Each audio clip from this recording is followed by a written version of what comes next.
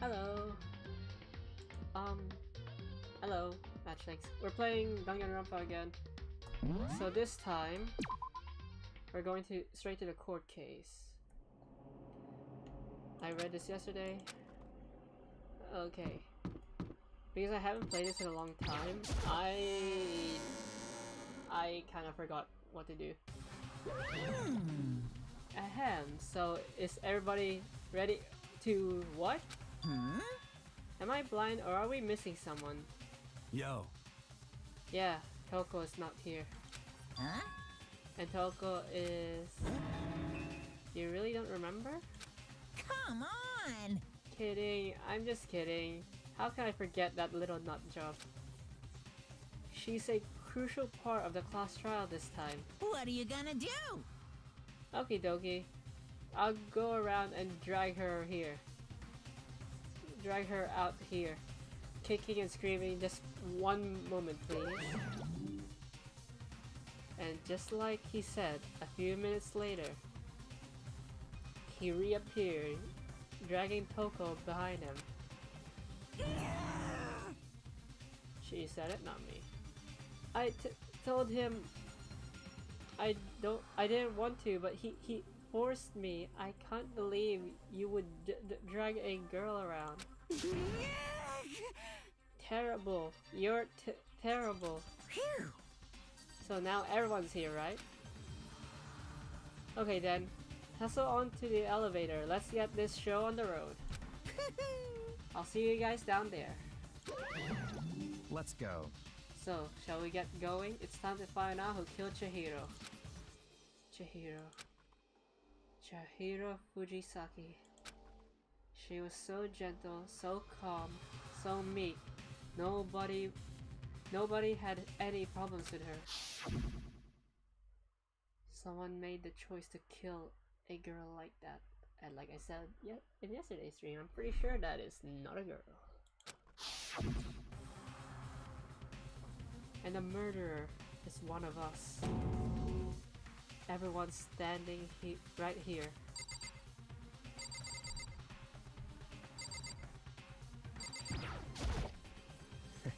I gave you plenty to work with. Show us how far your logic can take you. Hey, come on. Frickin' Toko, man. What's got her so worked up? There's something odd about Toko's behavior. I do not think mere shock is enough to explain it. I'll speak to Toko. Nope. I guess I wasn't much help at all at this one. She already laughed at me. I don't know why the killer did what they did, but Count on it. I'm sure it'll work out. Justice always prevails, right, bro? You ready? We doing this.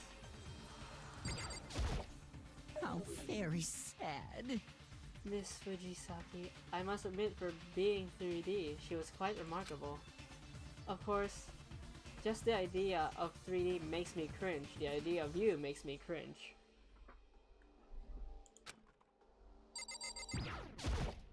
Well then. I will uncover the villain who performed such heinous acts on a weaker individual. Shall we go? Shall we begin? Oh, I didn't need to speak to everyone. We have no choice, right? We have to do this. It's true. Yes. I gave a small nod in reply. With one last deep breath, I walked toward the elevator on shaking legs. With each step forward, I could feel my heart starting to race faster and faster. As soon as everyone was on, the elevator began to descend. I couldn't get a handle on my emotions, couldn't stop speculating.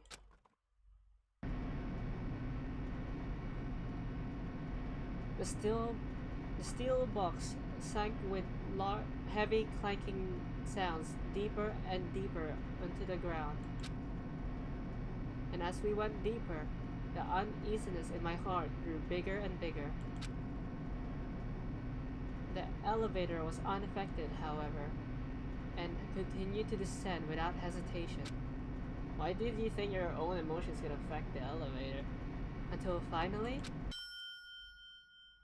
it came to a sudden stop.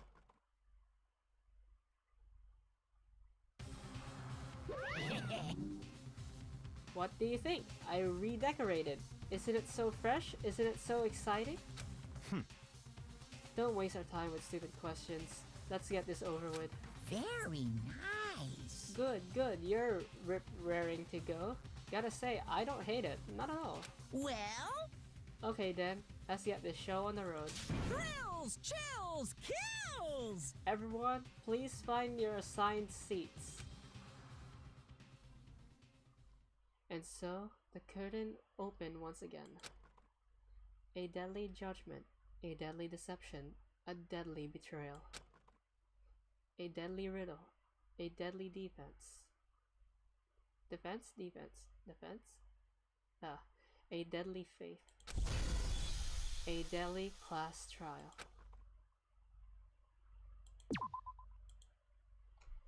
Oop.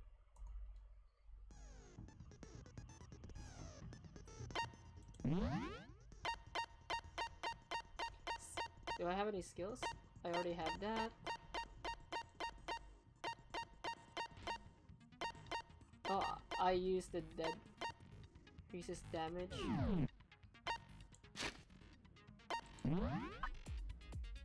Monokuma.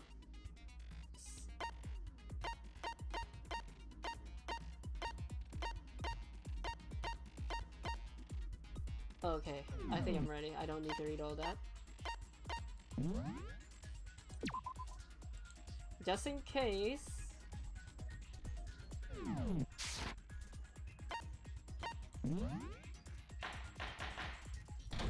Trial, all rise. Let's begin with a basic explanation of the class trial. So, your votes will determine the results. If you can figure out who done it, then only they will receive punishment. Okay. But if you pick the wrong one, We all die. then I'll punish everyone besides the blackened, and the one that deceived everyone else will graduate. Okay, then. So, first off, let's talk about the murder weapon! First, we need to make clear what was used to deliver the fatal blow. Make your argument. Chihiro's fatal injury. It appears it was a head wound. That's right. According to the Monokuma file, the killer used a blunt instrument. But what kind of blunt instrument could it have been? Oh. Whoops. I forgot. It's supposed to be contradiction. Chihiro's fatal injury. It appears it was a head wound. According to the Monokuma file, the killer used a blunt instrument. But what kind of blunt instrument could it have been? We're off to a bad start. I bet it was an iron pipe. No, that's wrong. It was a dumbbell. Can we agree that the object that dealt the fatal blow was the dumbbell, found at the scene of the crime? It was covered in blood, and there was nothing else at the scene that could have caused that kind of injury. DNA testing would make this game a whole lot easier. And the wound on the victim's head is consistent with the shape of the dumbbell. As far as I'm concerned, there's no mistake and no room for doubt on this one. You looked at her head wound? Yeah, you have to look at everything in the scene of a crime. That's so creepy! In the scene of a crime, you have to look at everything. That's what forensics is for. If you don't mind, I will proceed from here. Let's move on to discussion of the culprit. Although, I believe the criminal behind this heinous act is already quite clear. No, it isn't, Baku, idiot. What? For Baka. real? Chihiro's killer is the fiendish serial killer, Genocide Jack.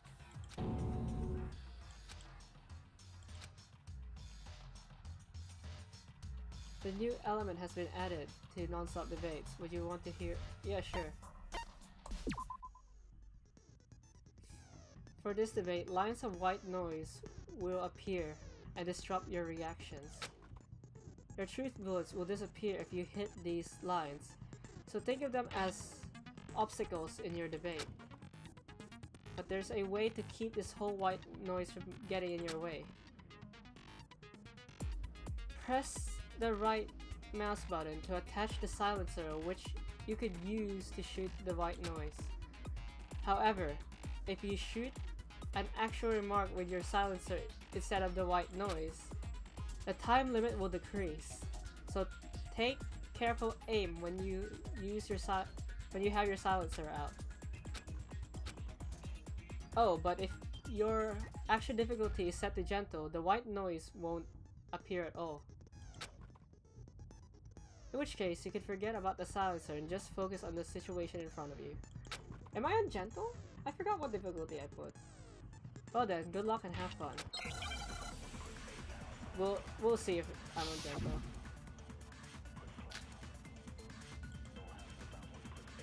The culprit is Genocide Jack. I'm sure of it. Case closed, as far as I'm concerned. But that's impossible. Why? What makes it impossible? Well, I mean, come on. There's just no proof for it. Hey, so, speaking of Genocide Jack, I don't know who that is!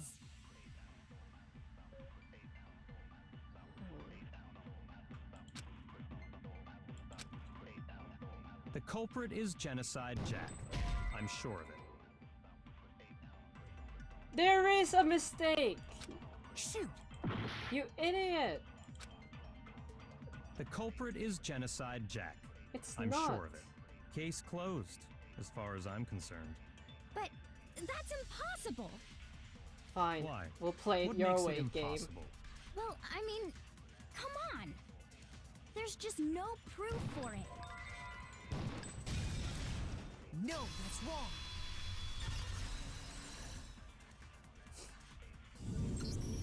I might know one reason he could be involved. What? But I found this file while I was looking around the archive in the library.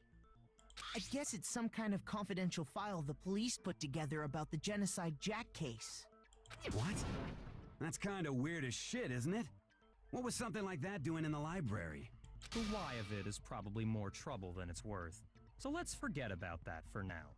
More importantly, it outlines all the specifics of every Except Genocide for the Jack case in stabby exceeding blunt. detail. According to the file, there appear to be two defining 3 characteristics in every. The first is that a bloody message is found written at the Well, scene technically of 4 if every you count murder. the scissors. Oh, that's right. Boob lust. No. It's actually bloodlust. But more important is the other characteristic, and it's something that has never been made public.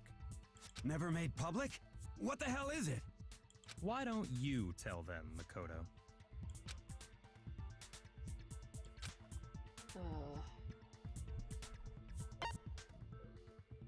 The physician and the victim.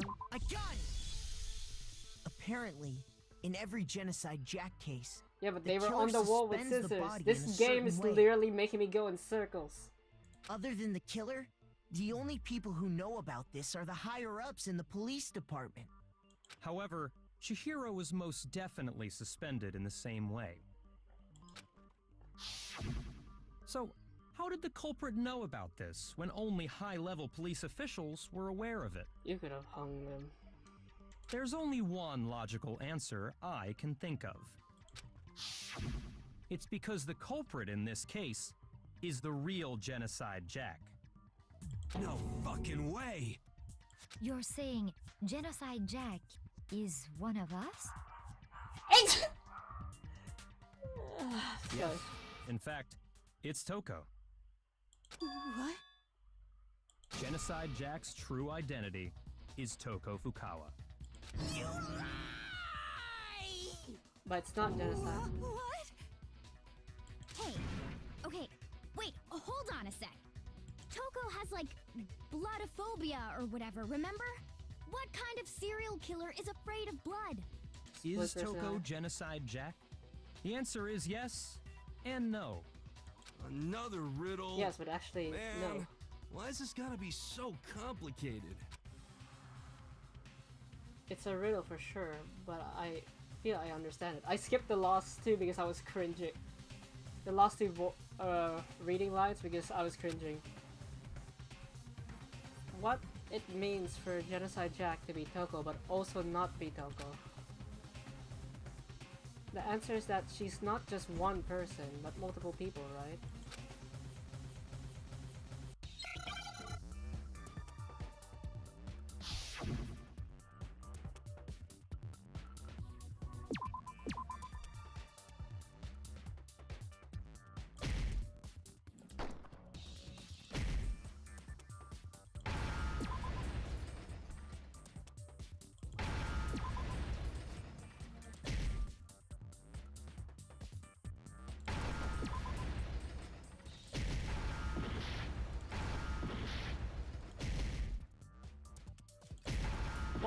Why am I spelling? Schizo? Now I understand. Oh, so that's why I was spelling. I thought I was spelling like... Is it because Genocide Jack has a split personality? Huh? I think I read that somewhere in the file too. They thought that the suspect might have, what did they call it? Dissociative identity disorder. Is it offensive to call someone a schizo? Oh, okay. But still, to go and say that about Miss Fukawa is... Perfectly acceptable. Toko's strange behavior after seeing the body is proof enough that she has a split personality.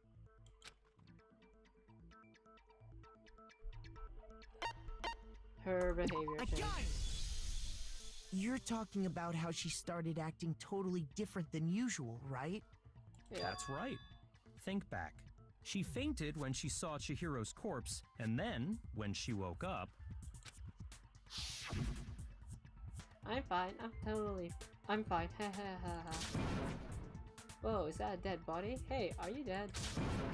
Ha ha ha ha ha. She must have hit her head real hard when she fainted. The world has a front and a back. A top lining and a bottom. A sea of truth and a web of lies. This is quite concerning. I mean, she sounds completely different. She was acting funny, that's for sure. That melancholy tone of hers completely disappeared. Yep. Don't go assigning adjectives to my tone without permission. Not to mention, once she regained consciousness and saw Chihiro's body again, she was utterly calm. In other words, within her is one personality that can handle blood, and one that obviously can. So when Toko trapped herself in her room, it's because she was scared of Genocide Jack?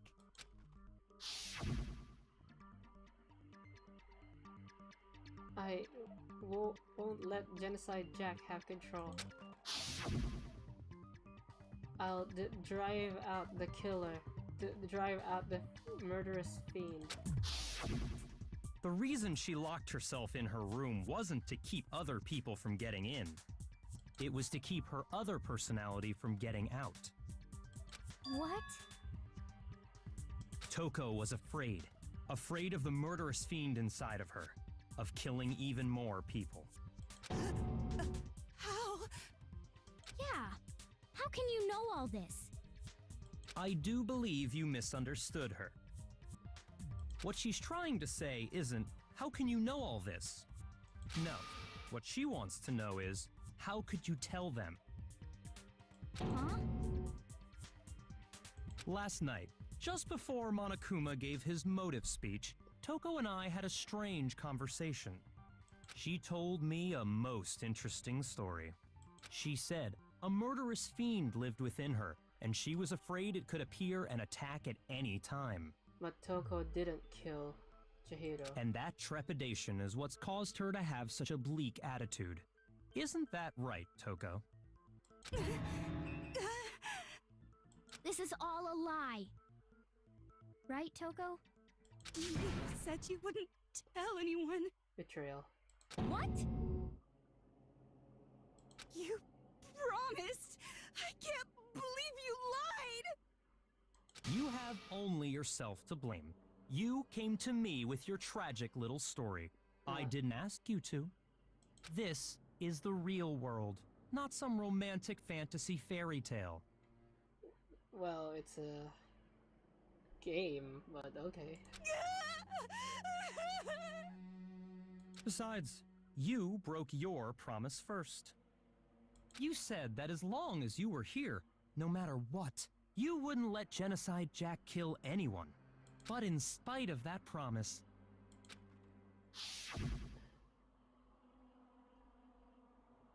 I'm sorry I couldn't keep our promise. But don't worry, never again. I won't let Genocide Jack have control again, ever again. You said if I kept my promise, you would go out with me. That's the only reason I promised. How many times do I have to tell you? I never said that. But you weren't able to do it. You just couldn't resist that rush you got from killing, could you? I tried. She didn't I swear kill. I tried to control it, But your efforts were useless. What a disappointment. Byakuya is really annoying. I hate you. Same. I hate him too. Well, the opening act is nearly finished. All that's left is to hear from the person in question directly. The person? You don't mean... Toko's body suddenly lunged backwards. A huge thump echoed across the courtroom, but in the next second... Well, hello there! Is it me you were hoping to see? Genocide Jill. What the heck? So you figured it out, huh? Well, whatever. What are you gonna do? I'm the ultimate murderous fiend, Genocide Jack! Or better yet, let's go with Genocide Jill! What the fuck is this? Toko, what happened to you? Not Toko, that's a loser name, and what happened Hello. is a textbook How are split you? personality! You came in just in time. So what if one of them happens to be a serial killer? You should turn a blind eye to one's faults.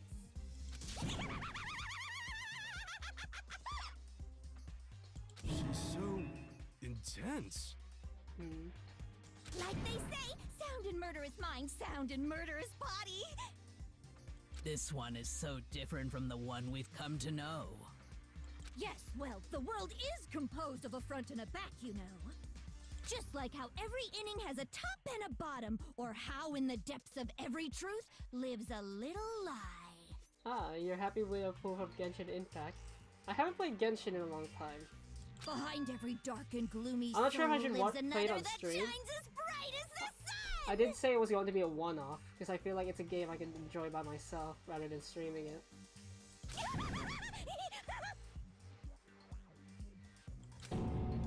This is the murderous fiend, Genocide Jack. This is beyond insane. Miss Jack, Jill, can I ask you a question? What's up? Some of us think you might be the mastermind behind our It's entire not. situation. She- What are your thoughts on that? She's not. Chihiro was killed with a blunt object, not scissors. Well, I'll tell you, I am the mastermind of all masterminds! Just kidding! Then it's not true? Of course it's not true. How dare you try to link me to that creepazoid? You can't see the appeal in streaming it. Yeah. Yeah, it's also kind of painful to. Yeah, it's something a person will enjoy with themselves. I streamed it because I was like, I wonder how this go, but I realized that it was probably better as a one-off. And another thing, the police and government and society in the outside world are totally powerless. I mean, they just let this idiotic, bloodthirsty maniac go buck wild all over town. Sure, I'm a bloodthirsty maniac, but life is pain, right? To live is to hurt other people. It's a necessary evil if you want to survive. The act of living itself causes pain for everyone. Just kidding again! This should be enough to convince you. This murderous fiend is She is responsible not. for Chihiro's death. I hate you. There's clearly a motive, so there should be no doubt. A motive? Remember what Monokuma told us? If someone didn't murder and graduate within 24 hours, an embarrassing memory or secret would be revealed. Well, let's assume that Toko's secret was about Genocide Jack. If a secret like that came to light, Toko's life would have undoubtedly been forever ruined. So she had a very clear motive to never have that side of herself exposed. Interesting. Very, very, very interesting. But that's Toko's secret, not Jill's secret. But sorry, as much as I hate to admit it, I'm not the culprit. Huh? But I cannot imagine anyone other than you could murder someone in such a bizarre Scissors! fashion. Maybe so, but nevertheless, it's the truth. Do you really expect any of us to believe you? I believe her. Yeah, I could never believe a word you say, you monster. Maybe. She's totally right, but about that, but something's still bothering me. What she said, I need to get some more details about all this.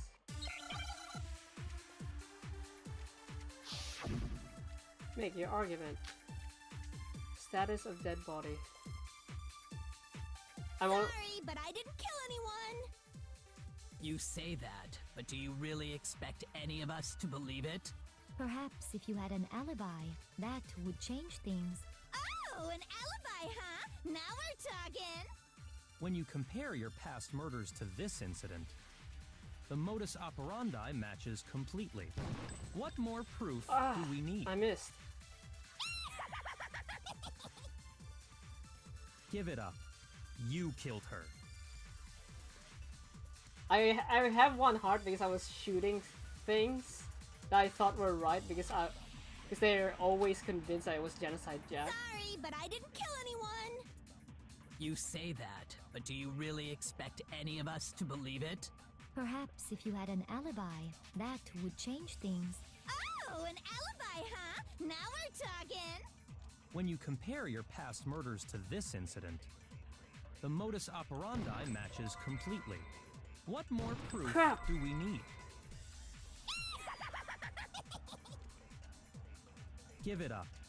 You killed her. Stupid white noise.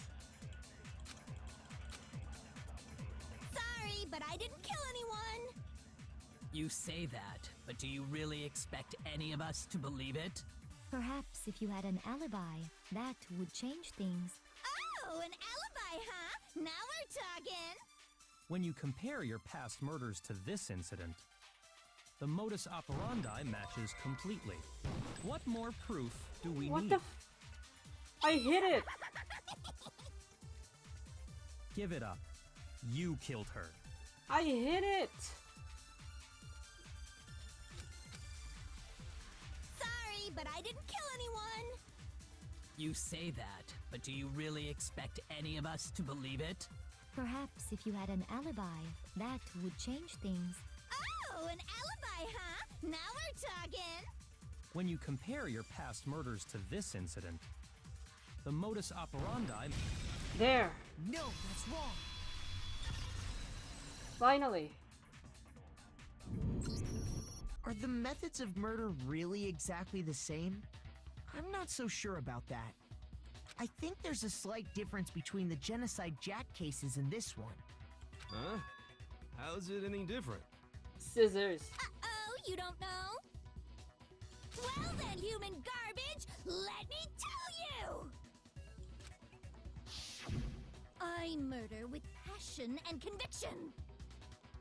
I consider myself a professional, and I have a very particular way of doing things. Imagine you go to a fancy Italian restaurant. They're very picky about the noodles, the sauce, everything. But what happened to Chihiro? It'd be like if that same Italian restaurant started using ragu or Chef Boyardee. This is no creation of mine. Let me rephrase that in a way that maybe makes more sense. There are two clear differences between the Genocide Jack cases and this one.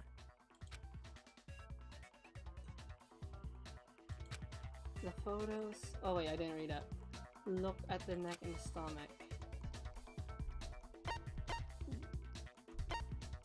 I got it! The For method. one, the cause of death is different.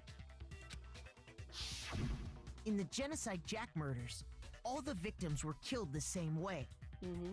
According to the case file, they were all apparently killed with a pair of scissors. But Chihiro died from a blow to the head, right? Ah, yes.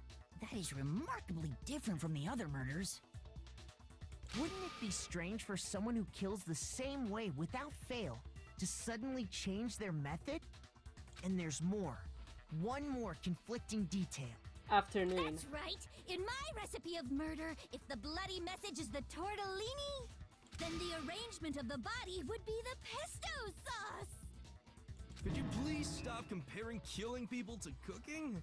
So, are you saying the other difference has to do with how the body was arranged? The way it was suspended, stabbed through their hands. What was used? I got it! Do you remember what the killer used to suspend her? Extension cord. They used some kind of rope to hang her up by her wrists. What is your point? Genocide Jack stabs them to the wall. In all the previous Genocide Jack cases, something else was used to suspend them. Specifically, pairs of razor-sharp scissors. And guess what? I use my own specially designed scissors for the murders and the arrangement. Like I said, I'm a professional, so naturally I'm very picky about the tools I use. And you know what else? Big Mac said there's two differences, but he's wrong. Big Mac? Are you referring to me? I'm a burger. Listen up, Big Mac. There's actually one more difference. Huh? My word, you really didn't notice? Take a look at who the victims were in each Genocide Jack case. There's a pattern there, just waiting to be discovered. A pattern? Guys. Figure that out, and it'll be plain as death why I couldn't have possibly killed that little lolly girl. They actually said lolly. What? There was a pattern surrounding Genocide Jack victims and Chihiro didn't fit it. If you look at their male victims. No. I got it! But Chihiro isn't. Is it because Chihiro was a girl? Not exactly. Bingo! Bullseye! Right on the money! But Genocide Jack didn't know. What are you talking about? All of Genocide Jack's victims were obvious males. In all the Genocide Jack cases, all the victims had something in common. Also, the murder took place in the morning. Genocide Jack kills in like the afternoon. I'm not gonna read all the names again. I'll just skip that. They were all guys? That's right! The people I kill with such passion and conviction are all adorable little men! I can't believe I said it! I'm so embarrassed! Just like how Jack the Ripper prefers to kill women. The hell is wrong with you? I can't help it! I'm just a full-throttle boy-on-boy fangirl, and the mopey side of me just hates it. They're talking about Toko? But now I'm on the fast track to becoming a full-fledged fan madam! So, since Chihiro was a girl and not an adorable little man, you wouldn't kill her? Would an Italian chef suddenly start making ramen just because they're both noodles? Don't be stupid. I have too much passion and conviction to cross that line. That's the absolute reality of the one and only. We get it. You've clearly explained your hobby and your philosophy. But that's not all there is to it. It's a different matter entirely, when you're forced to kill in order to survive. Shut up. Quiet, lowly cur! Lowly? Cur? I would never kill for a reason as petty as mere survival. And if by some fluke I did kill to survive, why would I bother with the message and arrangement?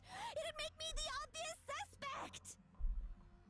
That does make some amount of sense. It makes a lot of sense. Plus, whatever reason I have for killing, I would never leave out my prized scissors. Who would go out of their way to use a big, stupid, heavy dumbbell? Maybe you used the dumbbell because you couldn't find any scissors in the school? It's a school. Any scissors? And also she uses specific I scissors. don't just use any scissors. I only use my own set of high-class envy of the entire world scissors! Okay, whatever. There still aren't any in the school. Are you sure about that?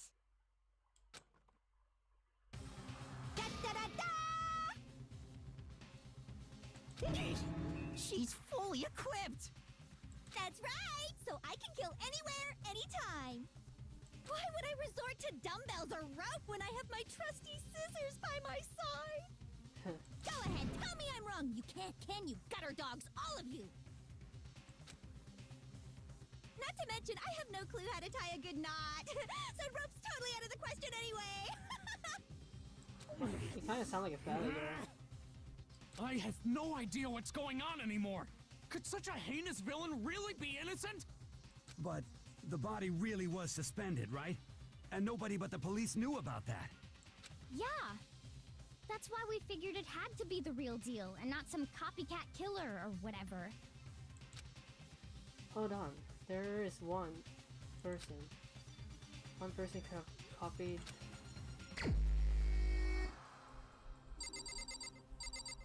It's obvious who copied.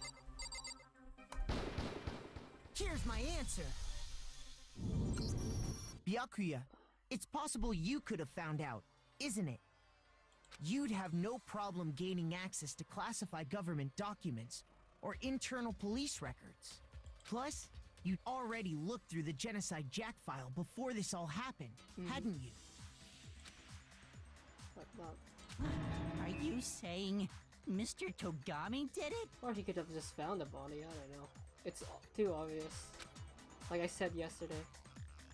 Then, the reason he pushed the theory of Genocide Jack being the killer so hard was because he wanted to pin the crime on her. So, he rearranged the scene to disguise it and make it look like I put my stamp on it. The adorable glasses man was behind it all? Oh, I'm on fire! Yeah, it was way too obvious, so it's Well, not... Byakuya, what's your response? It's not... I see. So now the suspicion falls on me. Then I must ask, when would you say I began acting suspicious? Surely you must have an answer. Looking back and thinking about it now,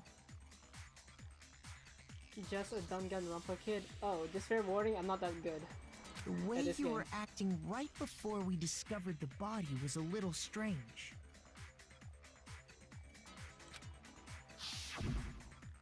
And the locker rooms. They're suspicious, very suspicious indeed. Wouldn't you agree? Huh? Suspicious? It seems nobody searched the locker rooms. Let's start with the girls' locker room. You wanted to go to the girls' locker room right away, right? But since you're a guy, I should have naturally thought of the boys' locker room first. Is that what you want to say? The victim was Chihiro, a girl.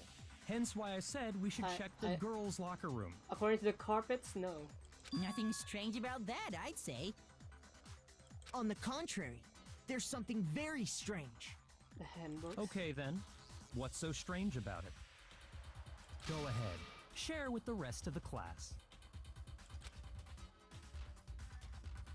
Oh, it's a clear contradiction. I need to make it clear to everyone. What's the new element? Next, you're going to add something called a truth flashback. If you aim at a weak spot, and hold the left mouse button, then you'll memorize the weak points. The memorize phrase can only be used once as a single truth bullet. I'm gonna suck at this. If you shoot or change the truth bullet, it will disappear from your truth cylinder. However, you could use this flashback feature as many times as you want. If you don't seem to have the answer or a lie or contradiction in your loaded truth bullets, it might be wise to memorize a different weak spot, and use that to make your case. When's the best time to flashback? Well, you'll just have to use your keen wits, wouldn't you? I already have memory issues IRL. In this truth though, I will say that if you don't use a flashback, you won't be refuting anything. Well then, good luck and have fun. I'm gonna need a lot of help. Monokuma file 2. So, you said Byakuya was acting kinda weird before we found the body. But he was acting weird...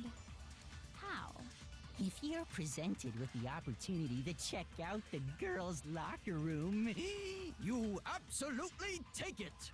That's a natural reaction for any guy! No, just you. The victim was Chihiro, who was a girl. So of course I would suggest we check the girls' locker room first. There was no time for pointless distractions. What's so strange about that? I wish you'd taken me with you.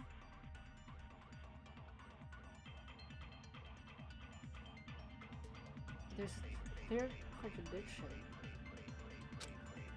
It makes sense. It doesn't. But because it doesn't make sense, you could have known before you found out. Okay, I need to make that contradiction clear. So, you said Byakuya was acting kinda weird before we found the body. But he was acting weird... I don't know what I'm doing! How? If you're presented with the opportunity to check out the girls' locker room, you absolutely take it! That's a natural reaction for any guy! The victim was Chihiro, who was a girl. Crap. Wrong button. Shoot! I have no idea what I'm doing. So, you said Byakuya was acting kinda weird before we found the body. But he was acting weird... how? Engage.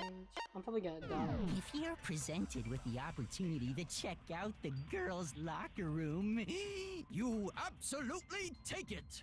That's a natural reaction for any guy! The victim was Chihiro, who was a girl.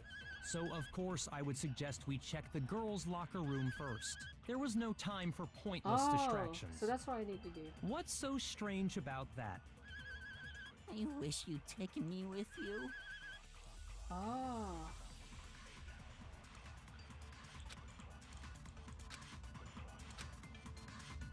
So, you said Byakuya was acting kinda weird before we found the body. But he was acting weird...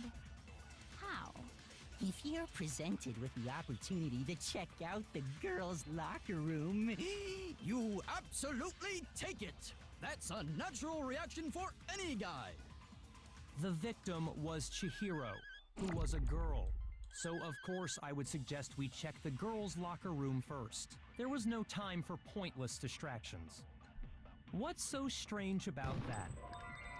I wish you'd taken me with you. So do I need to capture Chihiro, then shoot it at girl? So, you said Byakuya was acting kind of weird before we found the body. But he was acting weird... how? Sorry if this is If you're painful to watch. presented with the opportunity to check out the girls' locker room, You absolutely take it! That's a natural reaction for any guy! The victim was Chihiro, who was a girl. So of course I would suggest Far we out. check the girls' locker room first. There was no time for pointless distractions. What's so strange about that? I have no idea what I'm doing. I wish I'm you'd just letting taken the me with you. clock run out.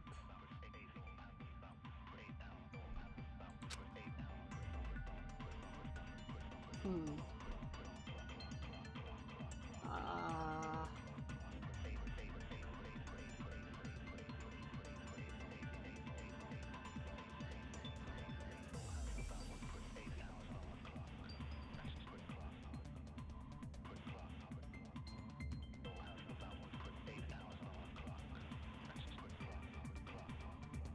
this is the disadvantage of having a bad memory.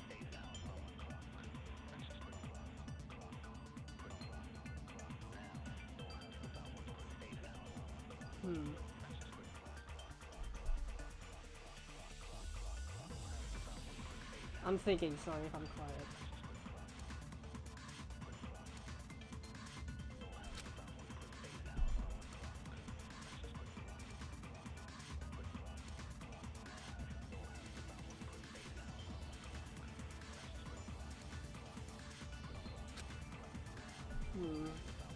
So, you said Byakuya was acting kind of weird before we found the body. Whoops.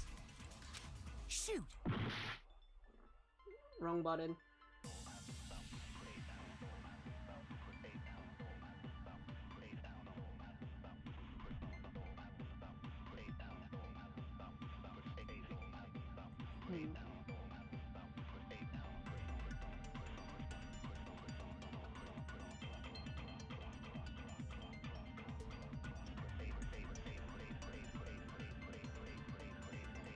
Okay. So, you said Byakuya was acting kind of weird before we found the body. But he was acting Oops. weird... how? Crap. If you're presented with the opportunity to check out the girls' locker room, You absolutely take it! That's a natural reaction for any guy! The victim was Chihiro, who was a girl. So of course I would suggest we check the girls' locker room first. There was no time for pointless distractions. What's so strange about that? I wish you'd taken me with you. Does the truth bullet disappear? Does the absorbed bullet disappear?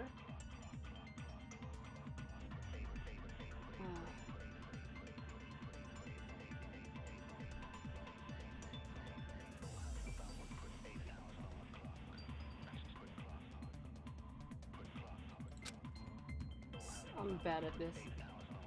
This part I messed up so many times. Lol, it's one of the most annoying parts of the class trial.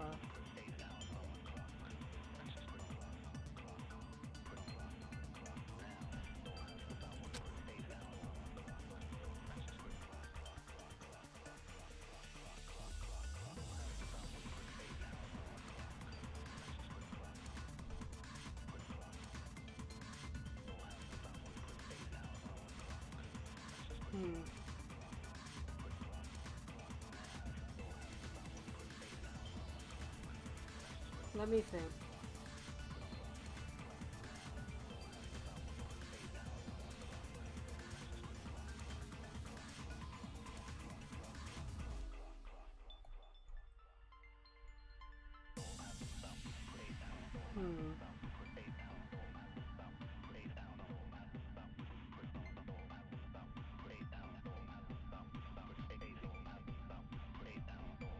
So, let me try this again. So, you said Byakuya was acting kind of weird before we found the body. But he was acting weird... how? If you're presented with the opportunity to check out the girls' locker room, You absolutely take it! That's a natural reaction for any guy! The victim was Chihiro, who was a girl. Whoops, I'm dead. shoot!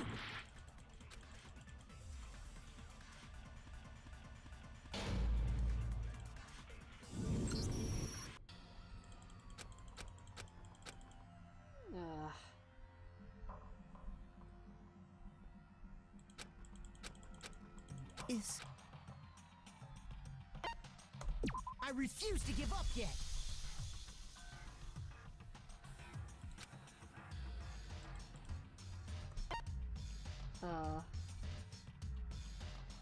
not at all.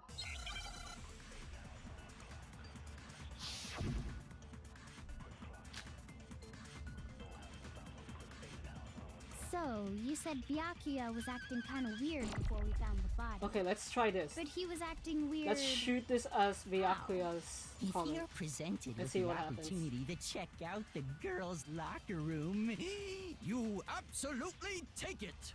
That's a natural reaction for any guy! The victim was Chihiro. no, that's wrong. Oh, that one worked. I'll tell you what's so strange about that. Because up until we actually discovered the body, we couldn't have known who the victim was. So your claim that you went to the girls' locker room first because Chihiro was the victim doesn't hold up. Yep. I see. That's a good answer, I must admit. Interesting. Very interesting indeed. But your reasoning is still too weak. Huh? What's wrong? Is that it? Surely you've got more than that. Go ahead. Show us. I'll break your glasses. What's Byakuya's head? It's like he doesn't even care. I've got him cornered, but he's acting like it has nothing to do with it. What's the matter? You're not finished already, are you? There must be more to it. There is. I think. There is more to it. Think about it. We just talked about the differences between this case and past Genocide Jack incidents. The proof you're looking for is hidden in there. Oh? Proof that I'm the culprit, you mean? What's the difference between this case and any other? The evidence of proofs is hidden in there? What could it be? Make your argument. Desk clerk. What? The difference between the cases? You want me to explain it again? When I want to kill, I use my very own special scissors. And I use those same scissors to arrange the body.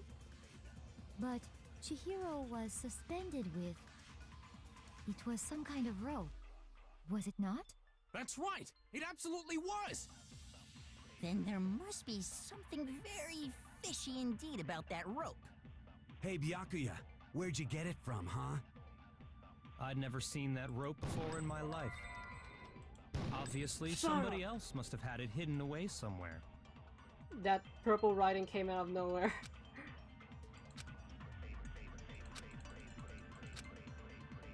What? The difference between the cases?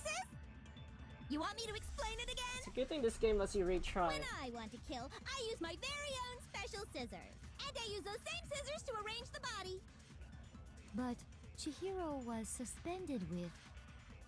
It was some kind of rope. Was it not? That's right! It absolutely was!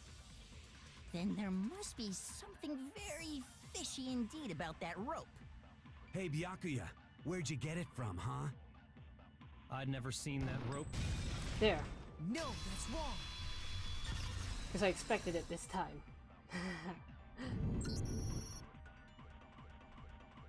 Actually, I'm pretty sure you have seen it before.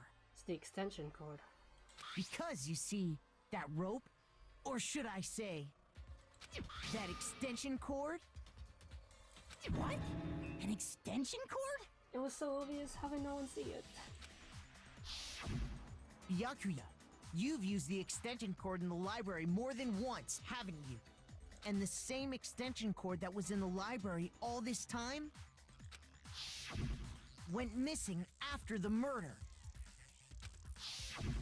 And there's no way someone who uses that extension cord as much as you do wouldn't discover that fact. Then Byakuya must be the one who took the extension cord. I can't imagine any other possibility. That's really what you think? Then your conclusion is something like this? I killed Chihiro in the girls' locker room, then hung her up and wrote that bloody message. I intentionally made it look like Genocide Jack was behind it. Is that about right? Not like that. He's doing it again. He's totally calm. And totally calm, totally unconcerned. As if he's not even involved. Wait, not even involved? What's wrong? I asked you if you think that's what happened. Hell yes, that's what happened. So that's it, right? Byakuya's the killer. You're acting suspicious, Mondo. I don't disagree with not disagreeing. He kept calling this a game, right? So he'd be totally willing to do something like this to win. Sorry, but could we hold on just a second? I think we need to talk about this a little more. Huh? Do we really need to? We've already decided who did it. I know, but still. There's something that's still bothering me. Is that right? And what, pray tell, is still bothering you? Sorry. I killed her in the girls' locker room, then disguised my crime. Specifically, I dressed it up to make it look like it was the work of a homicidal psychopath. What about all that bothers you? Wait. What was that just now? Something's not right. Chihiro's body was definitely not found in the girls' locker room, but does that mean? Can I really just accept what Byakuya said as the truth? The scene of the crime. I got it! You say you killed Chihiro in the girls' I'm not locker gonna do room, all the right? reading because timers make me panic. But are you sure about that? Isn't it possible that the murder took place somewhere else? How disappointing. Shut up. What kind of question is that? Even in the world of disappointments, this is a true letdown. She was found dead in the girls' locker room. There is absolutely no question about that. The rug, the posters. How could the scene of the crime have been anywhere else? Well, I think it's entirely possible that she was killed somewhere else, then carried there later, along with the rest of the murder scene. The rest of the murder scene? That was awfully specific. Please tell me you have a reason for saying all of that. I believe I do. Hey, Byakuya, did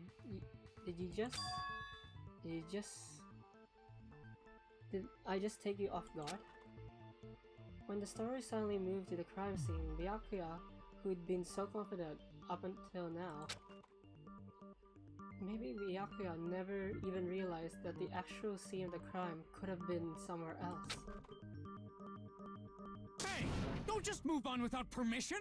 What do you mean she was killed somewhere else? Come on, Makoto. If there's any chance the murder took place somewhere else, let's see the proof. The carpet and the poster. Evidence that shows the murder took place elsewhere, somewhere else.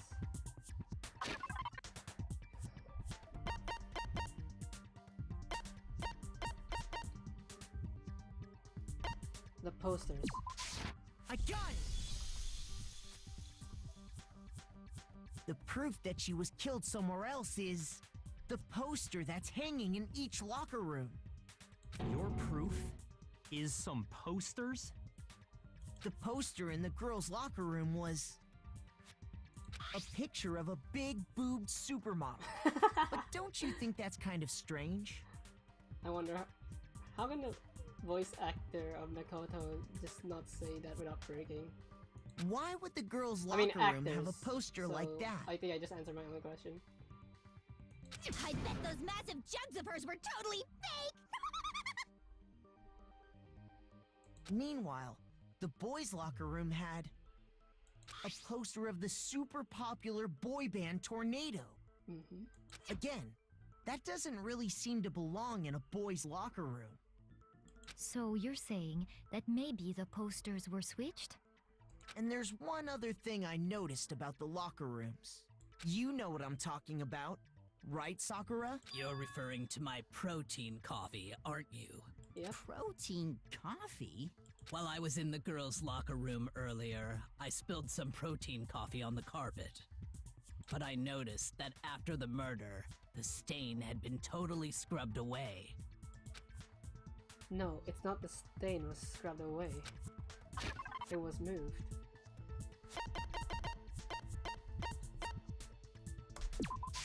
I got it!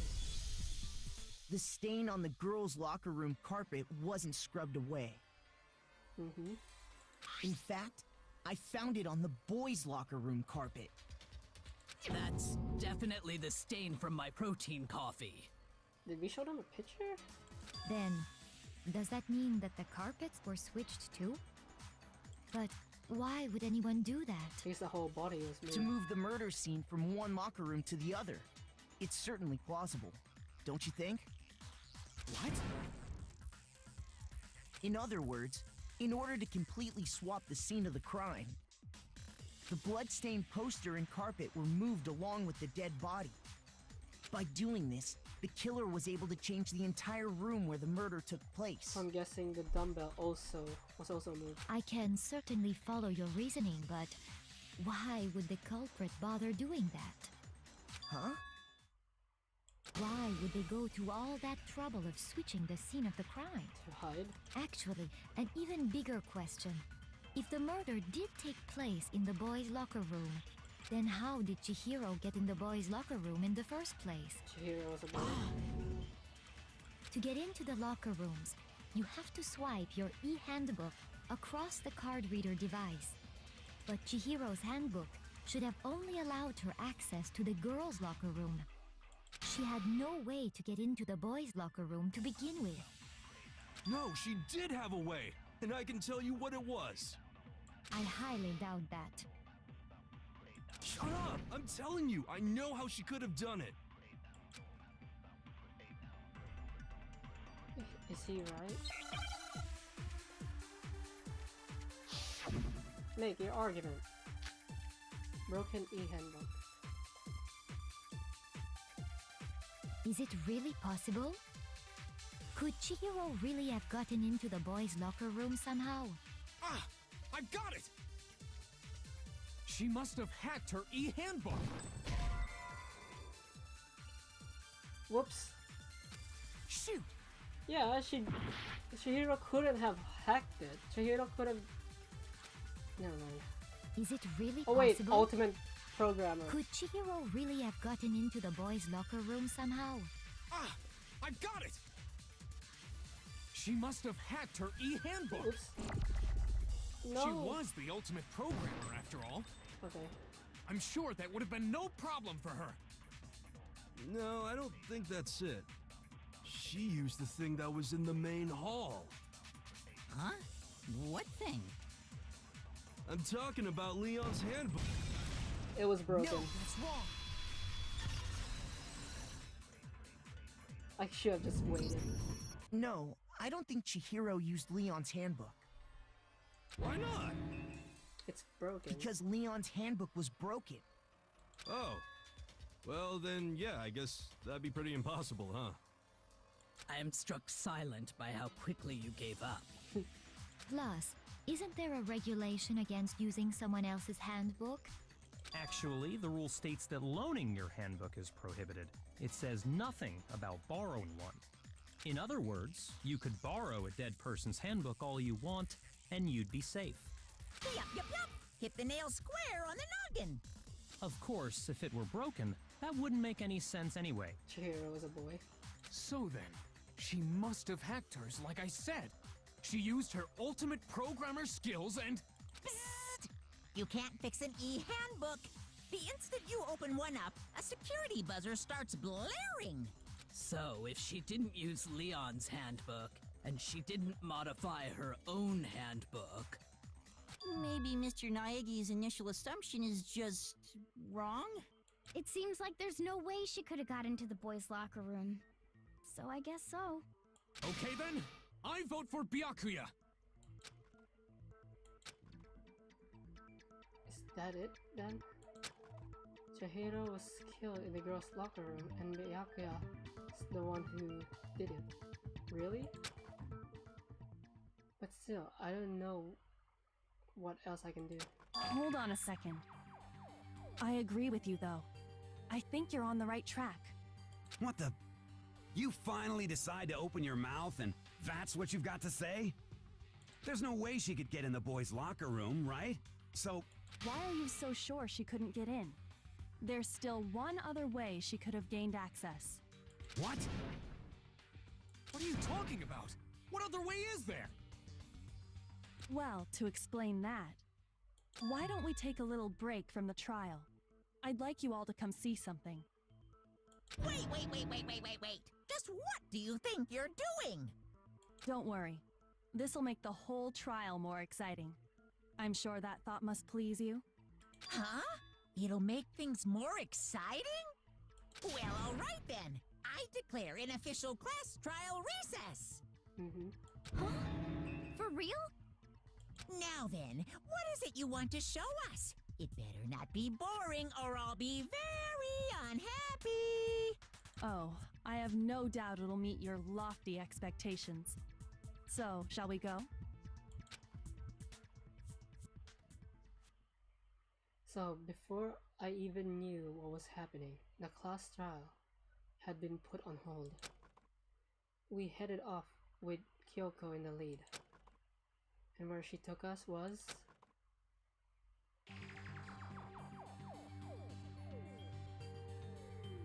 The girls' locker room?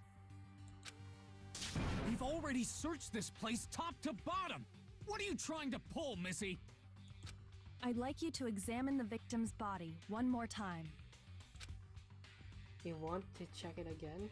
Be sure to examine the entire body very carefully. Take your time. Examine her carefully? Like using our hands? Not everyone's using gloves, Kyoko. No way! It's probably best if I don't run my hands all over a girl's dead body. It's not that I'm creeped out or anything, it's just... based on religious grounds, you know? Very well. I'll do it. But you're a girl. You shouldn't have to touch a dead body. Just let one of the boys do it. No, it's okay. I think Chihiro would rather have a girl examine her. So Yeah. just leave this to me. Sakura. What is this? Some kind of secret girl-on-girl action? Is that what you two are about?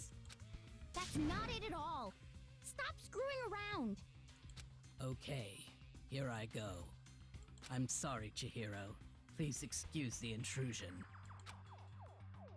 Putting her hands together in a brief prayer, Sakura then began to quietly examine her body. Be sure to check her entire body, and I believe we will solve this particular mystery. Her entire body? I know you say that, but... What? This is... What is it? Not possible.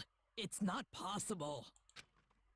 Sakura's eyes were staring wildly at Chihiro's lifeless form. Her massive frame trembled. This girl is what? Is a boy! Ah, I see. So she was actually a he. Interesting. Thank you. Oops, I skipped that. Thank you for the fact. That's what he was saying. You're joking, right? I wouldn't joke about this. Then it's really true? Chihiro was a A guy? Just as I suspected from yesterday's stream. Oh, what? You guys didn't know? Heck, I knew that right off the bat. Because you're the principal. Chihiro Fujisaki was totally a guy. Then he was a cross-dresser? Oh, no, I'm really on fire! I wish I had killed him!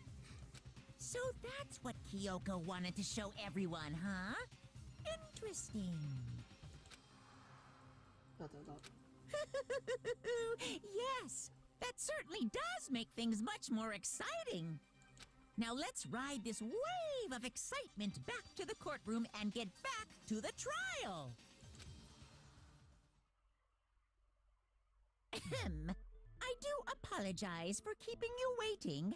Now then, let's resume the class trial. We've all just learned of the shocking revelation that Chihiro was actually a boy. Let's pick up from there. Yes, well, I don't know his reason for hiding it, but the fact is, Chihiro was not a girl, but a boy. To think that Chihiro was actually a guy. The thought had never crossed even my mind. And because the victim was male, he would have had no problem gaining access to the boys' locker room. Assuming his handbook did, in fact, list his gender as male, then yes, that would be true. Of course his handbook said he was a boy. He dressed like a girl, but he was a boy through and through. And I'm pretty sure Chihiro identified as male. So then, there should be no issue with Makoto's initial assertion. The victim was killed in the boys' locker room, and was then later moved to the girls' locker room. And the killer could have easily used Sayaka or Junko's handbook to get into the girls' locker room. So Chihiro really was killed in the boys' locker room? So the culprit is a guy. I still don't understand the motive for moving the body, but yes, that does seem plausible. Well, I must admit, I did find it rather odd. I knew he felt a little off. There was a certain incongruity to his female body. This is the most titillating situation! So now everything has been connected. All the mysteries have finally become clear. Okay, well, connected or clear or whatever, we still think you're the killer, remember? Very interesting.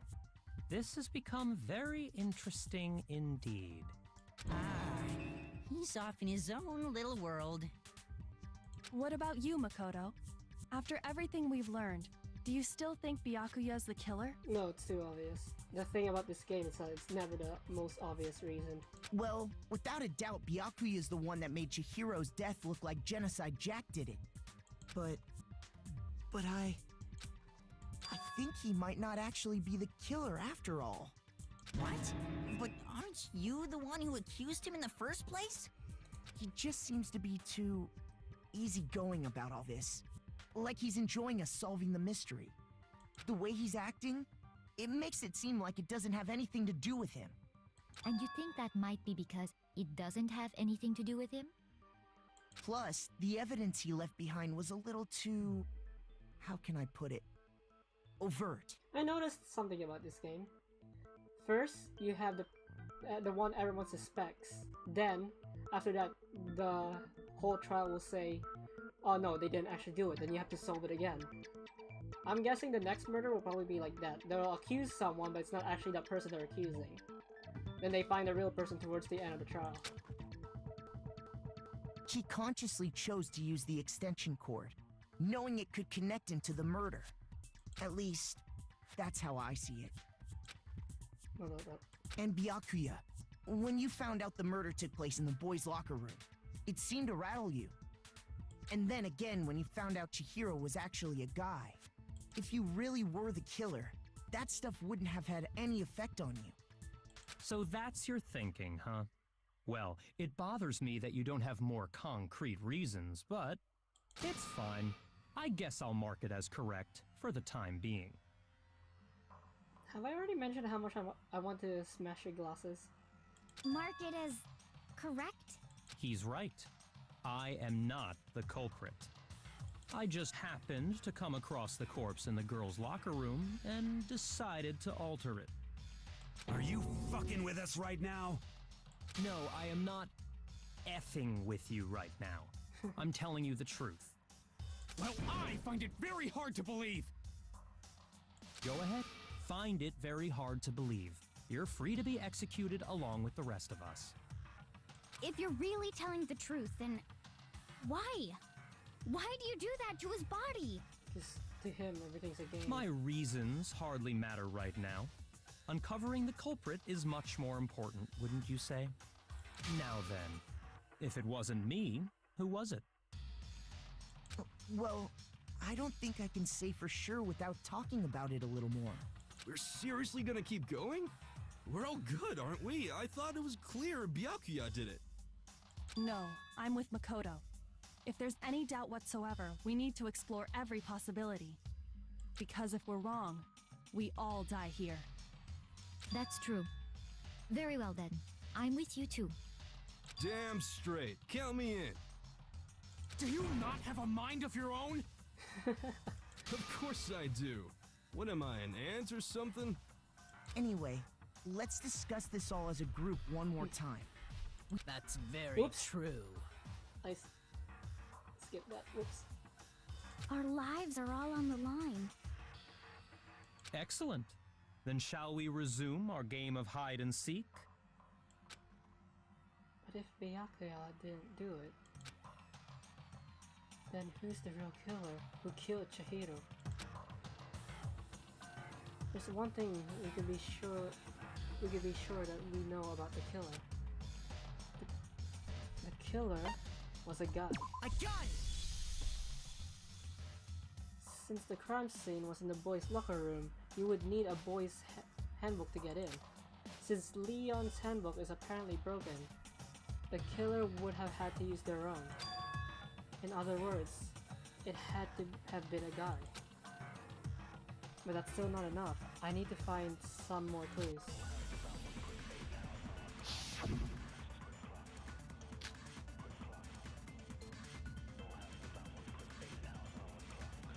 Isn't there a single clue that might lead us to who did it? Okay, I'm not gonna Well, randomly clues are one thing, but did nobody get a look at the killer? I'm sure if someone saw the killer, they would have said something by now. Perhaps someone saw the victim at some point. Even that might be enough for now. Yeah. All we need right now is any kind of new info. It's over. It's all over. You want to know who saw the victim? The killer! And... No, that's wrong! It's a good thing I missed the first one. I believe someone else did see the victim before he was murdered. What do you think, Celeste? Now that you mention it, yes, I did see him. Huh? Really? Oh, but I suppose only Makoto knows about this. The rest of you had no idea, did you? That is why you're all making such ugly noises. Whatever! Just hurry up and tell us! It was last night, right before nighttime. I saw Chihiro in the dormitory warehouse. I saw him stuffing a track jacket into a duffel bag. And then, I assume, he headed off to exercise. A track jacket and a duffel bag? But we didn't find anything like that at the murder scene. It seems likely that the culprit destroyed them to get rid of any evidence. And that is when he said something that struck me as rather odd. What? Well, I better get going. I'm kind of in a hurry. Chihiro told me he was in a hurry. But why would he be in a hurry? Only if someone were waiting for him, I should think. So, Mr. Fujisaki was on his way to meet with someone, and then they were going to work out together? But Hina and I had invited him to exercise with us plenty of times, and he always declined. Probably because he was afraid you'd find out the secret he was hiding, right? Which means that conversely, he must have trusted whoever he was meeting with very much. Enough so that he was willing to risk his secret being revealed. What a marvelous friendship! The point is, whoever he met up with is the culprit, right? So we just gotta figure out who it was. But knowing what we know, I can't even guess. No, you already have what you need to make the connection. Huh? You know who the killer is. Seriously? Who is it? Who's the killer? Think back to the track jacket and duffel bag the killer disposed of. Focus on the details of these items, and it should become obvious who was waiting for him. Are you sure about that? You really think we can figure out who did it based on 2 pieces of evidence that we don't have?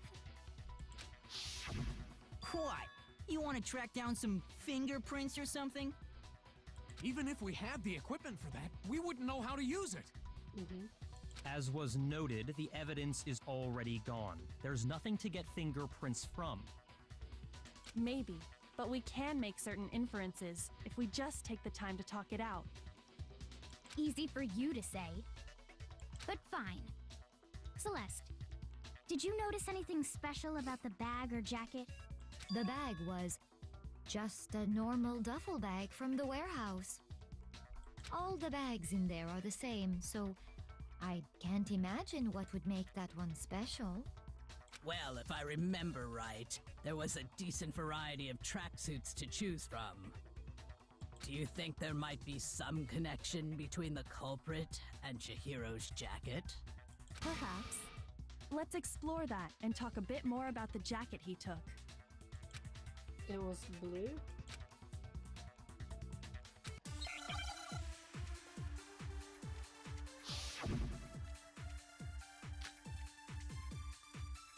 Oh. I'm guessing I need to First of all, absorb. we know where Chihiro was headed. He was on his way to go exercise. So next we have to ask, why did he choose the specific tracksuit that he did? What do you mean, the specific tracksuit? I got it! He picked that tracksuit because it matched the one the culprit was wearing. So, what you're saying is, the killer was wearing the same blue tracksuit as him? My tracksuit is black. Far up. Shoot! First of all, we know where Chihiro was headed. He was on his way to go exercise. So next we have to ask, why did he choose the specific tracksuit that he did? What do you mean, the specific tracksuit? I got it! He picked that tracksuit because it matched the one the culprit was wearing. So, what you're saying is, the killer was wearing the same blue tracksuit as him? My tracksuit is black. I don't even have a tracksuit.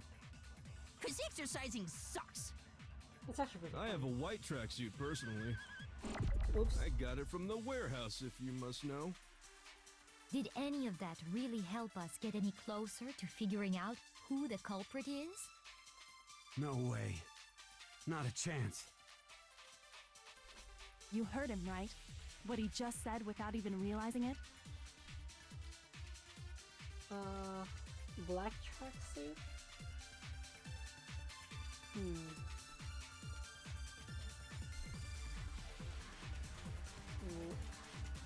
I am confusing.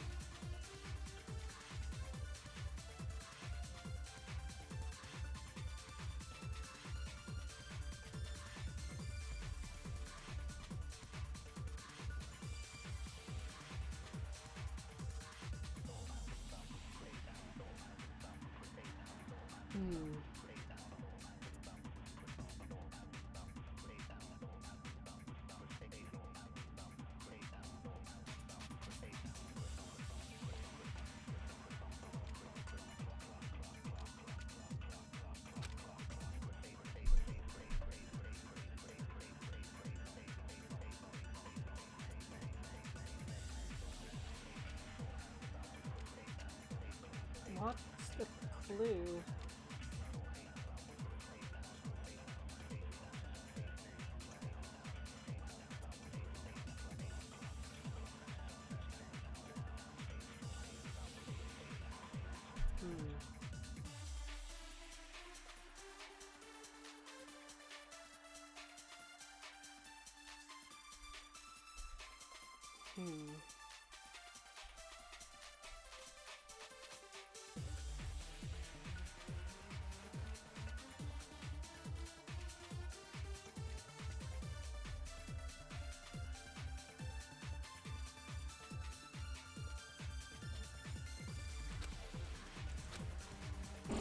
First of all, we know where Chihiro was headed.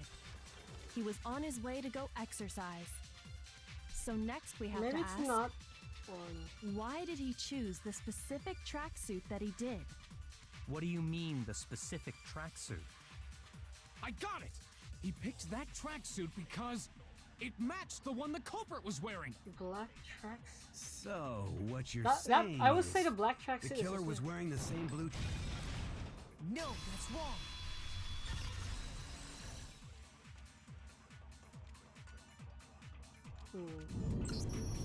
Hold on a second, Mondo. What did you just say? So Mondo did it, because Kyoko literally said, the murderer said Huh? something. What'd I say? When Celeste testified a few minutes ago, she said... I saw him stuffing a track jacket into a duffel bag. Then I assumed he... Wait! That's right! Celeste didn't say what color it was. I assumed he headed off to exercise. She never said anything about the jacket's color. So why did you say Chihiro's blue tracksuit? That's why I pressed black. What are you... You just... Hey, Celeste, what color was Chihiro's tracksuit? As a matter of fact, it was blue. And before we began the trial, did you tell anyone that? The only one I told about any of this was you. Then, Mondo, how did you know what color Chihiro's tracksuit was? Because I just... Mondo's the murderer. I'm sure he saw the clothes at some point in the investigation. No, that can't be it. The bag and clothes were surely disposed of by the time we began our investigation. Then the only reason he could have known what color the tracksuit was is if he saw Cherry with it before he died! That's the only possibility! Cherry? Are you talking about Chihiro? So, how about it? Did you see the tracksuit or didn't you? Just by chance. I just happened to see it last night. You're struggling. He walked past me, and he was carrying the tracksuit in his hands. No, that can't be it either. According to Celeste's testimony, he stuffed it in his bag. She stuffed the jacket into her bag in a hurry. It was almost like she was trying to hide it. And just like that, she was gone.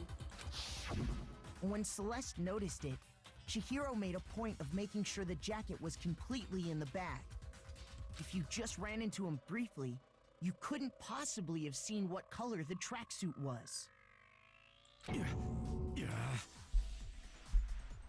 would appear you've dug your own grave. Perhaps. But you handed him the shovel, didn't you? That's why you said what you did. Focus on the tracksuit and it'll be obvious who he met with? What a bunch of nonsense. I will beat you. Ah, now I understand. It was all one big bluff, wasn't it? Mm-hmm. Your true intention was to draw a slip of the tongue from the culprit. That's why you said you knew who did it, to put them on edge. Maybe she actually did knew who That's did it. right. However, Mondo was my target all along. I had my suspicions about him from the very beginning. But why? What made you so suspicious? That's a good question. Go with... there was a certain turning point that tipped me off. Maybe you didn't notice it, Mondo, but you tend to refer to men and women differently. So was it the first one? You only call guys dude. For girls, it's chick. Yeah, that's why in the beginning, last session, Mondo said dude. The dude had And after he was killed, you happened to refer to him as dude. Once I picked up on that, it occurred to me that Mondo knew something we didn't. You noticed such a tiny detail? Are you a witch? She's a witch! You're positively frightful! No, I'm not the frightful one.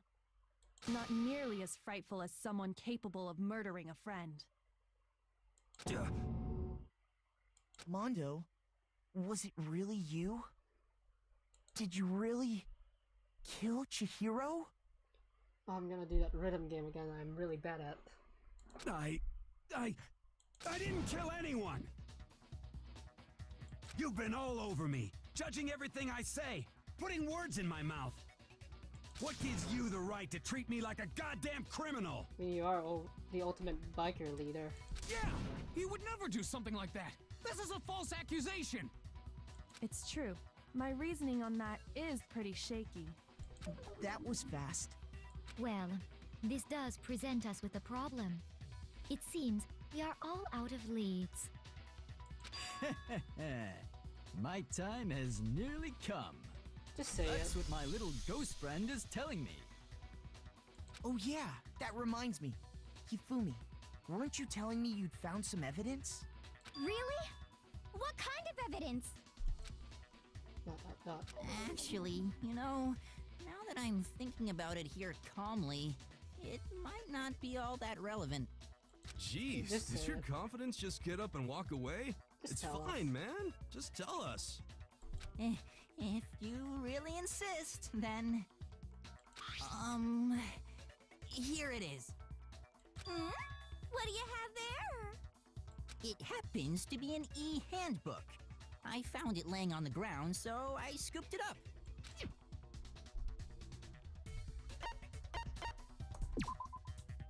It belongs to Mo? No, that's not. But I have mine. Shoot! Whoops. Then it must be Chihiro's. I got it! We know Chihiro's handbook was missing from the scene of the crime, right? For a fact. For a fact indeed. I was totally sure I'd found it. Then why didn't you tell us his gender from earlier? Then it must hold some clue about the culprit, right? Well, that's what I was hoping. But it's busted. It won't even turn on. I imagine the culprit broke it to get rid of any evidence after the murder. But That's Monokuma's... odd. I didn't think the handbooks were quite so fragile. You're right.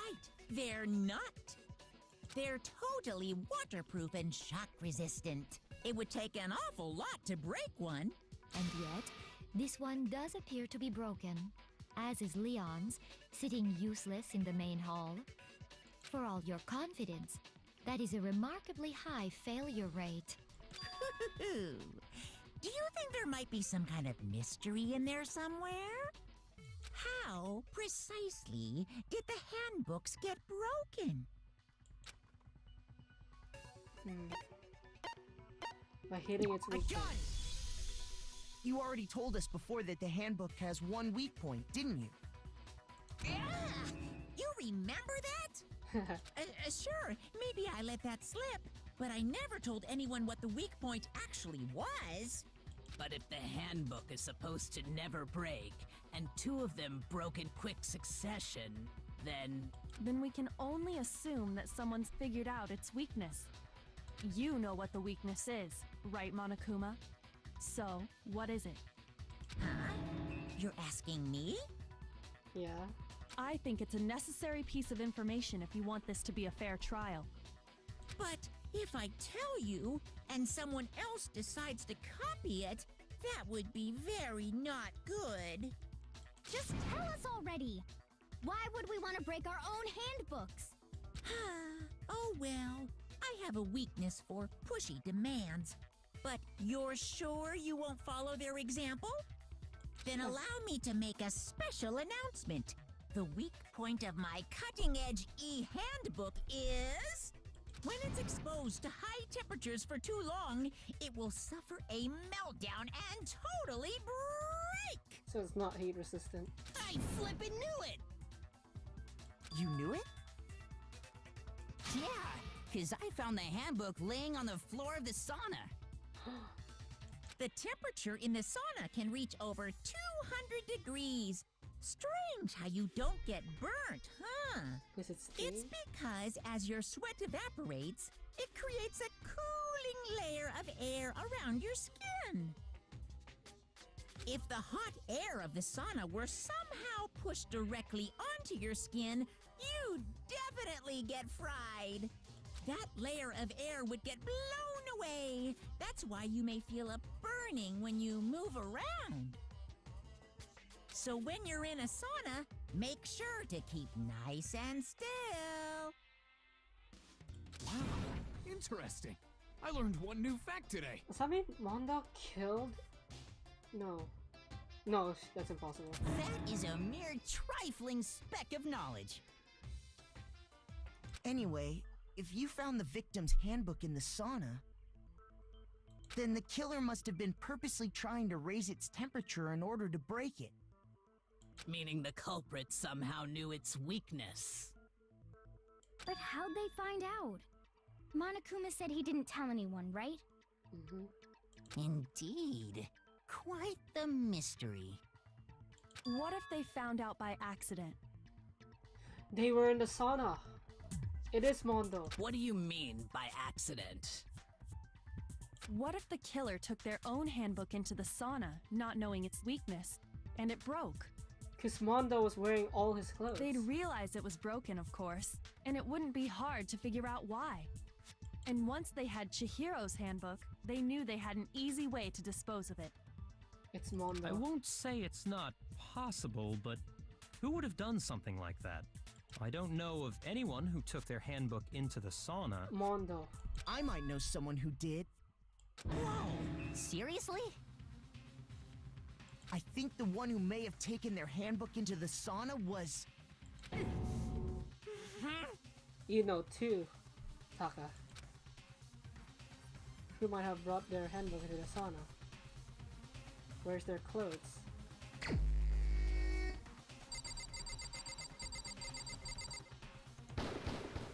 Here's my answer. Mondo, your handbook got broken in the sauna, didn't it? What? Why? Why do you keep accusing him? Mondo and Taka had an endurance contest in the sauna not too long ago, remember? And for the contest, Mondo just so happened to keep his school uniform on. But little did he realize, he'd also left his handbook in one of his uniform pockets. And when it was all over, Mondo discovered that taking your handbook into the sauna could easily destroy it. No, wait, hold on. You've got it all wrong. He would never kill. I don't accept this. Show me the proof. The actual solid proof. I mean, I don't want to believe it either, but I found something that proves it would be beyond a shadow of a doubt.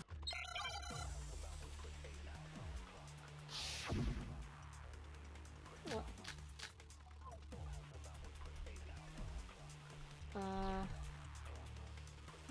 Let's test Makoto's assertion. If what he says is correct, then Mondo, you broke your own handbook. In other words, if Mondo's handbook is actually broken, then that proves that what Makoto said is right. Well, my goddamn handbook works just fine. See? Look! Makoto was wrong after all! Mondo wouldn't hurt a fly!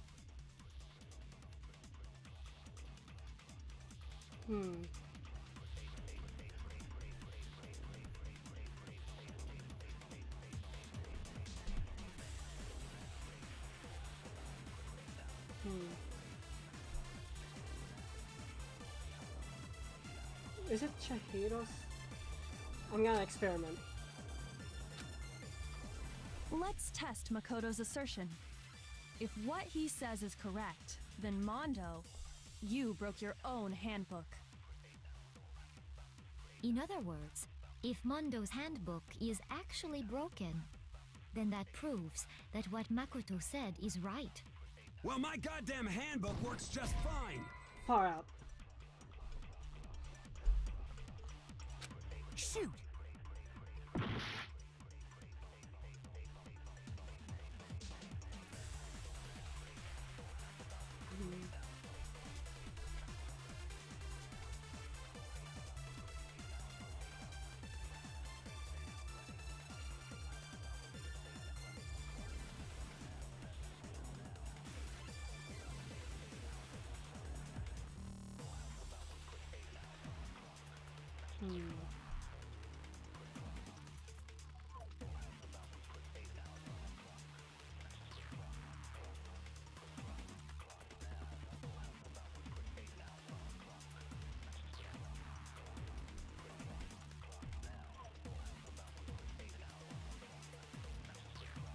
Broken e-handbook.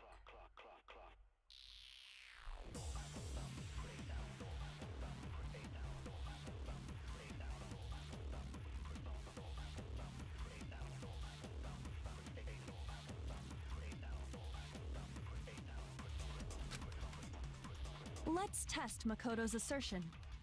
If what he says is correct, then Mondo, you broke your own handbook. Oh! So that's what I'm supposed to do. In other words, if Mondo's handbook is actually broken, then that proves that what Makoto said is right. Well, my goddamn handbook works. No, that's wrong.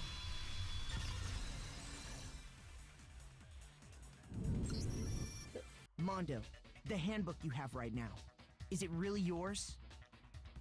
The fuck is that supposed to mean? Yeah, cause why would Leon's handbook will be broken? The broken handbook that was in the main hall. He switched it. Isn't that one actually yours? Because there's no reason Leon's one will be broken. What the heck are you talking about? What I mean is, I think Mondo swapped his handbook out for one that actually works. I think he took Leon's handbook and replaced it with his own. After all, Monokuma said himself that Leon's handbook never should have broken. That's right! The punishment it suffered wasn't nearly enough to destroy it. So then, the broken handbook in the main hall is actually Mondo's. Which would mean that the handbook Mondo has right now is actually Leon's, yes? Show But us. doesn't that violate the school regulation that says loaning out your handbook is prohibited? But Leon's dead. Well, here's how I look at it. There is a rule about loaning your handbook to another student, but if they're dead, they're not a student. They're a corpse. It's kind of a gray area, I admit. But no worries. If anything, it just makes things more interesting. As such, I decree that exchanging handbooks with a corpse is not a violation of the rule. Well, Mondo, if I'm wrong about this, you're welcome to say so. I'm happy to admit I made a mistake, but... Son of a bitch! What's wrong, bro? Come on! Tell him he's wrong! You are wrong! You have to be wrong! Everything you just said is wrong! You made it all up! You're more defensive about this than he is. Okay, then why don't we look back on this case one more time, from the beginning? That way, everything will become clear, and we'll all see if I was right or wrong. Are we assembling?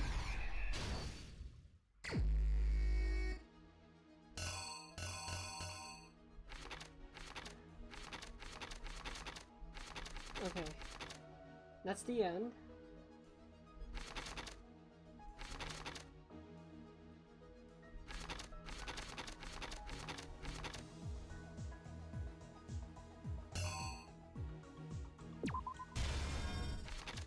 Okay.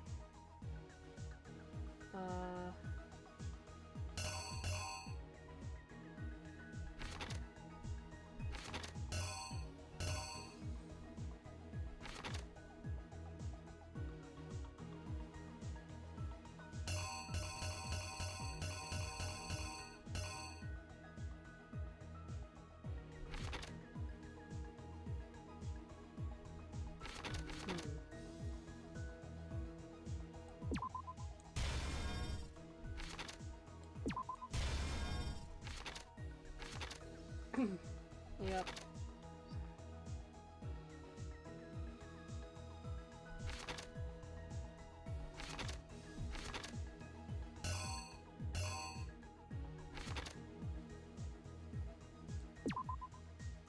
Nope.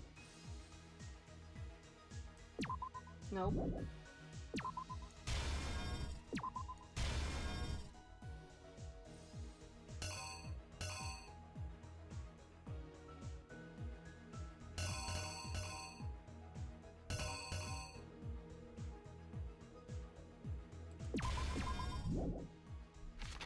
Hmm.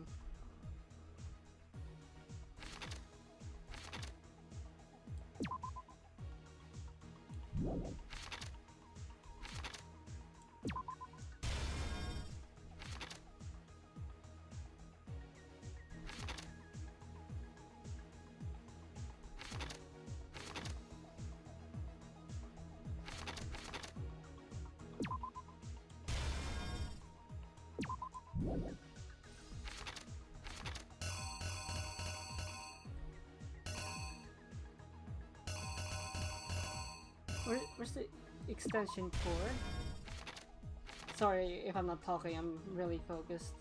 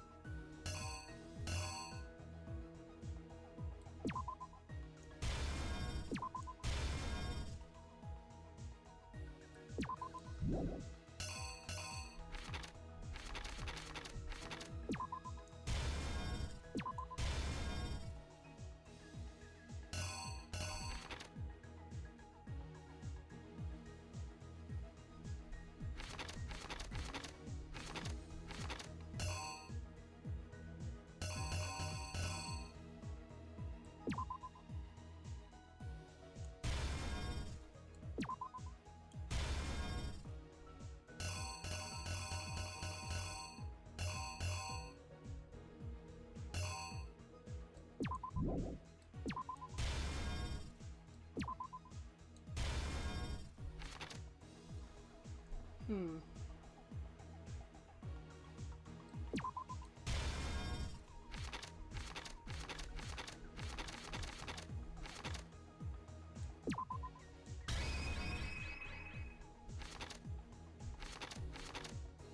The killer is you! First, let's take a look back to before the incident. I hope I'm right. Last night, Celeste saw Chihiro in the warehouse, correct? At the time, she was apparently stuffing something into a duffel bag.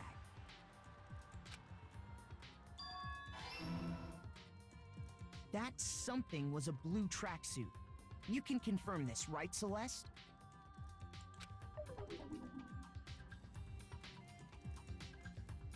With bag in hand, Chihiro headed out, even though it was officially nighttime. She made her way to the locker room, specifically the boys' locker room. But how could the victim, who was apparently a girl, access the boys' locker room? Oops.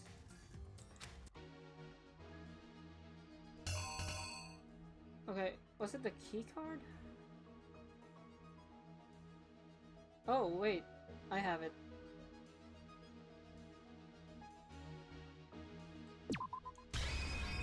Here's exactly what happened.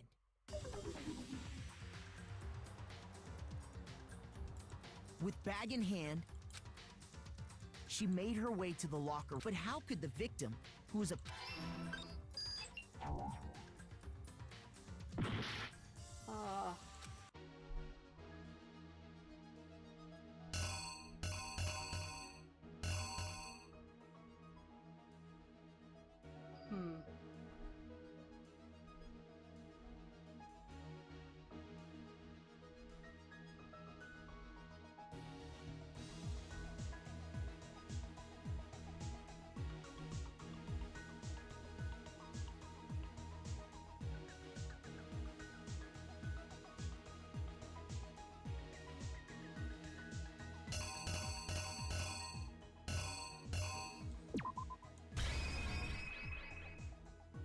that it? The killer is you! With bag, she made her way to the... But how could the...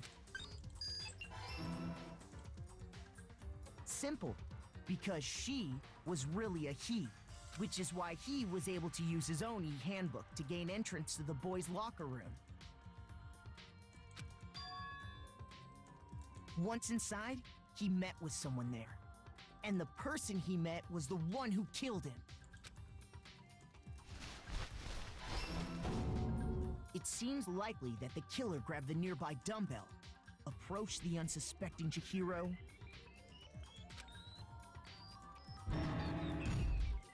and attacked him.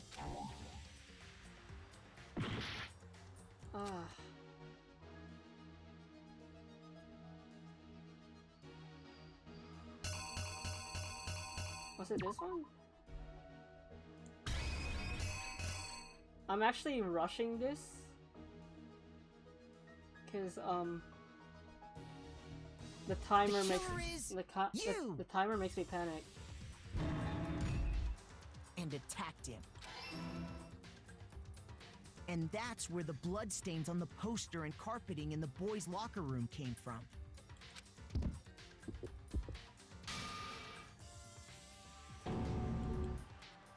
It was likely in the heat of the moment. The body was arranged, but the murder itself felt unplanned. Which is why the killer hurried to try and hide the act. First, pulling up the bloodstained carpet. Then, removing the bloody poster.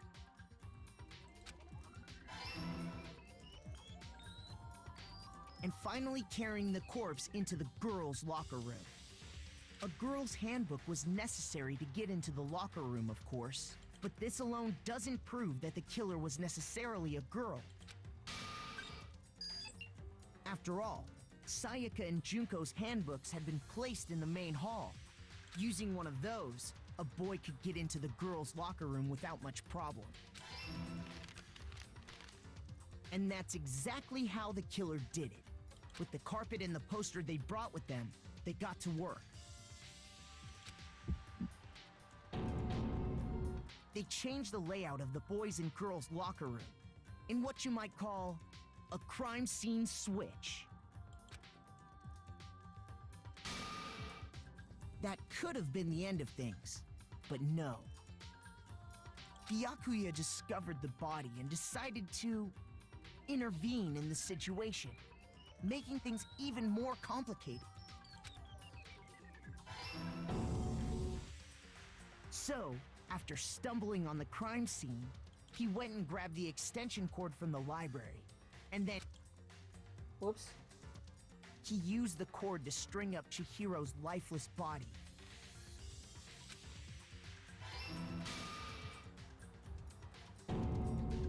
Then, using the victim's own blood, he left a grisly message there at the scene of the crime. He wanted to create the illusion that Genocide Jack was responsible for the slaughter. And I'm dead.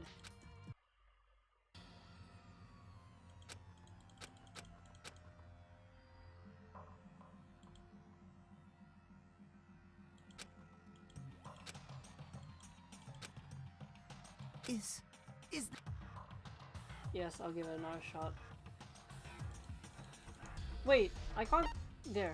I refuse to give up yet!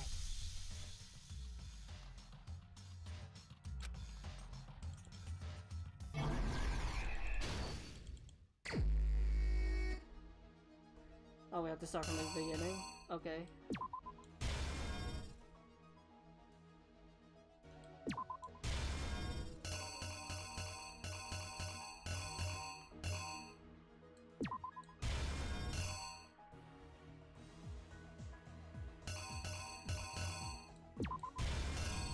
There we go.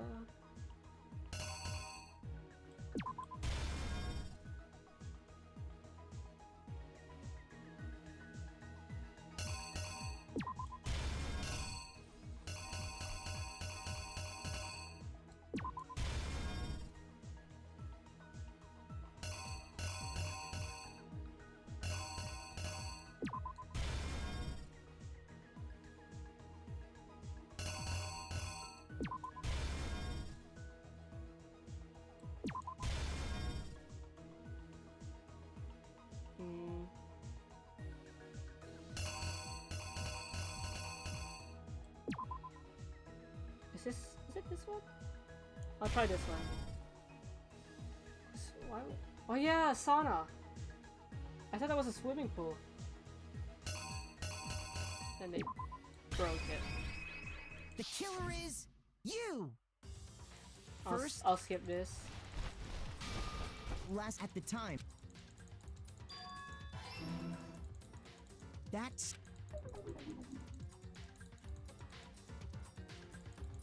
With... She made her way to the locker room. But how could the victim... Simple, which is why he... Once in... I think after this is the part that I hate. Because I quite like this part. That the killer grabbed the... But I don't like the final strike part. And attacked him. And that's where the bloodstains on the poster and carpeting in the boys' locker room.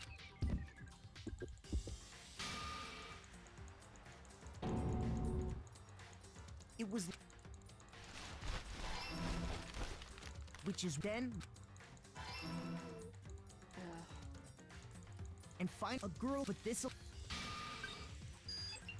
After all, using one of...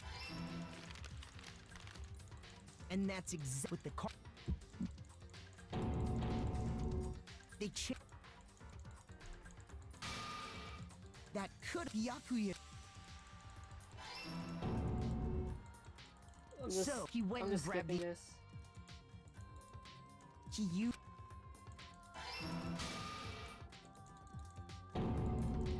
Then he won. And around the same time that Byakuya was putting together this facade, the killer, having already disposed of Chihiro's bag and other belongings, arrived there. They planned to destroy the last piece of evidence, Chihiro's handbook. And just as the killer expected, the steamy sauna was enough to ruin the electronic gadget. Somehow, the killer knew that the handbook couldn't stand up to the heat of the sauna. And the reason they knew that is because the sauna had already wrecked their own handbook. And that's how it all played out.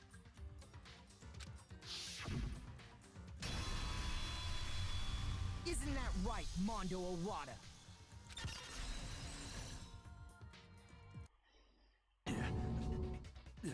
And here comes the part I hate.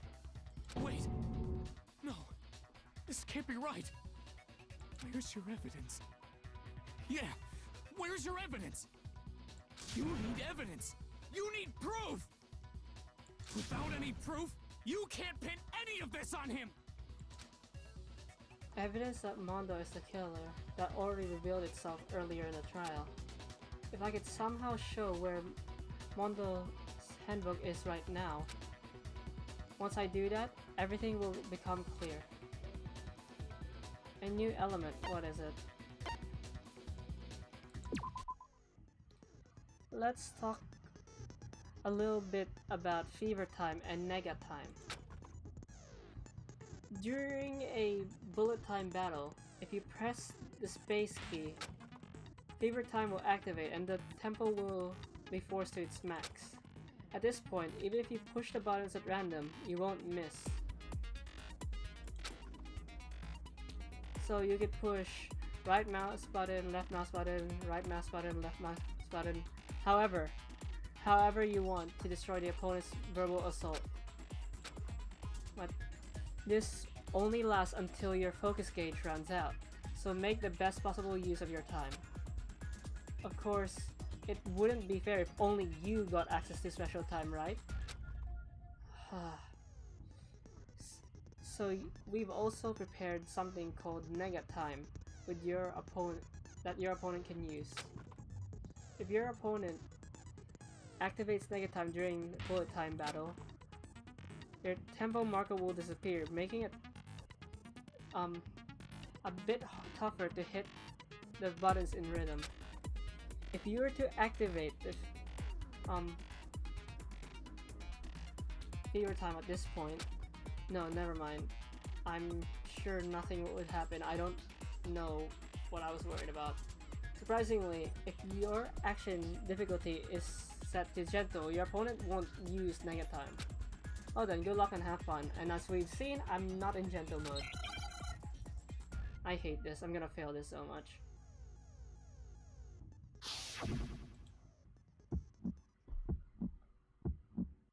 Show me some evidence. You're wrong.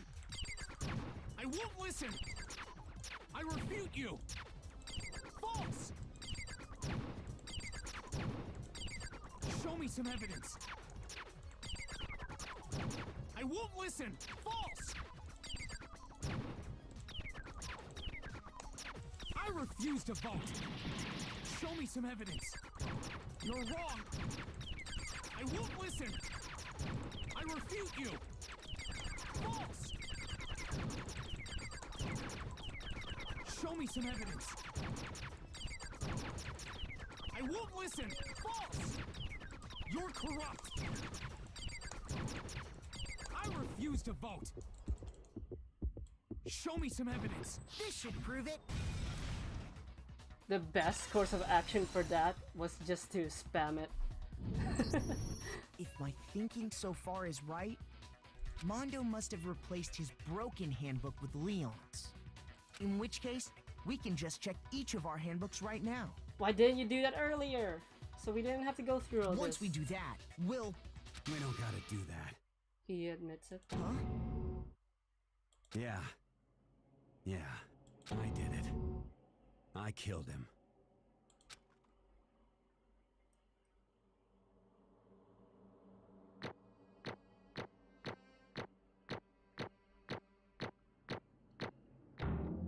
Hey, that's pretty good. Bro, what are you saying? I got no choice, man. After hearing all that, I gotta just... give up. Go ahead, Monokuma. Get it over with. At least he has honor. Ask for the goddamn verdict. Roger that! Wait! Hold on! No waiting! No holding on! Time for the moment we've all been waiting for! Grab your lever and give it a yank! Who will you elect as the Blackened this time around? Will you make the right choice, or the dreadfully wrong one? What's weird, like especially in this case, because the last case made more sense, is that if I failed, Mikoto is the one who's the prime suspect, even though Myakuya was like the prime. What's it gonna be? What's it gonna be?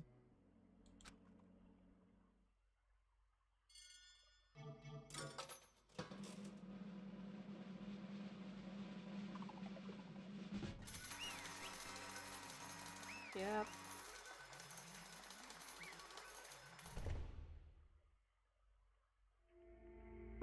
What? Oh ho, this time it looks like you got it right again. Yes, it is so. The Blackened that killed Chihiro Fujisaki was... Mondo Owada. Unbelievable. In case you're wondering, the vote was not unanimous. Kiyotaka chose the wrong answer. You're trending very close to the danger zone, Mr. Ishimura. You need to be more careful. I refuse to believe it. There's no way he would kill someone. Sorry. He said it already? What is this? Why are you apologizing? Why? Your friendship literally only lasted for a short while. Literally like a day or so. Well, why? Why did you do it? Now then. Well, it looks like Mondo's taking a vow of silence, so allow me to explain on his behalf. Actually... The story of the murder this time is the sad story of two men. Oh, but For anyone who doesn't really want to hear it, you could hit the control button to fast forward the text. Okay, well, I want to hear it. Anyway, there was once a young boy, and his name was Chihiro Fujisaki. He had an extreme inferiority complex, I can't speak, regarding his own lack of strength. You're so weak, even though you're a boy. He'd heard things like that as long as he could remember, and he couldn't overcome his weakness. Genetics. He shouldn't be ashamed of it.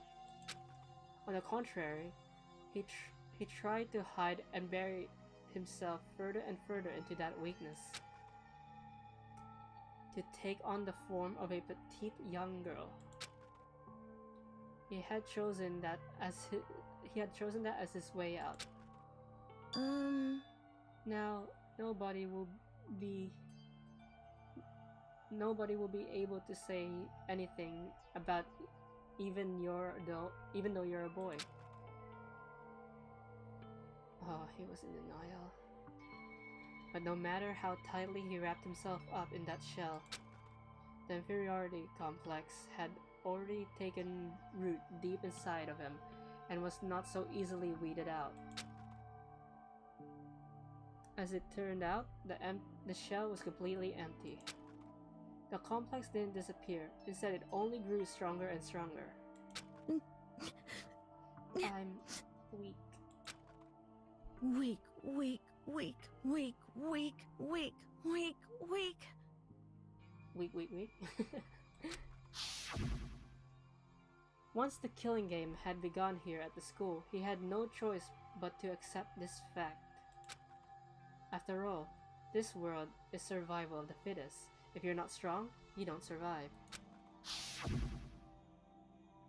And then the lovely and hateful Monokuma announced the revealing of the embarrassing secrets. Which of course, including Chihiro's embarrassing secret, which I was more than willing to divulge.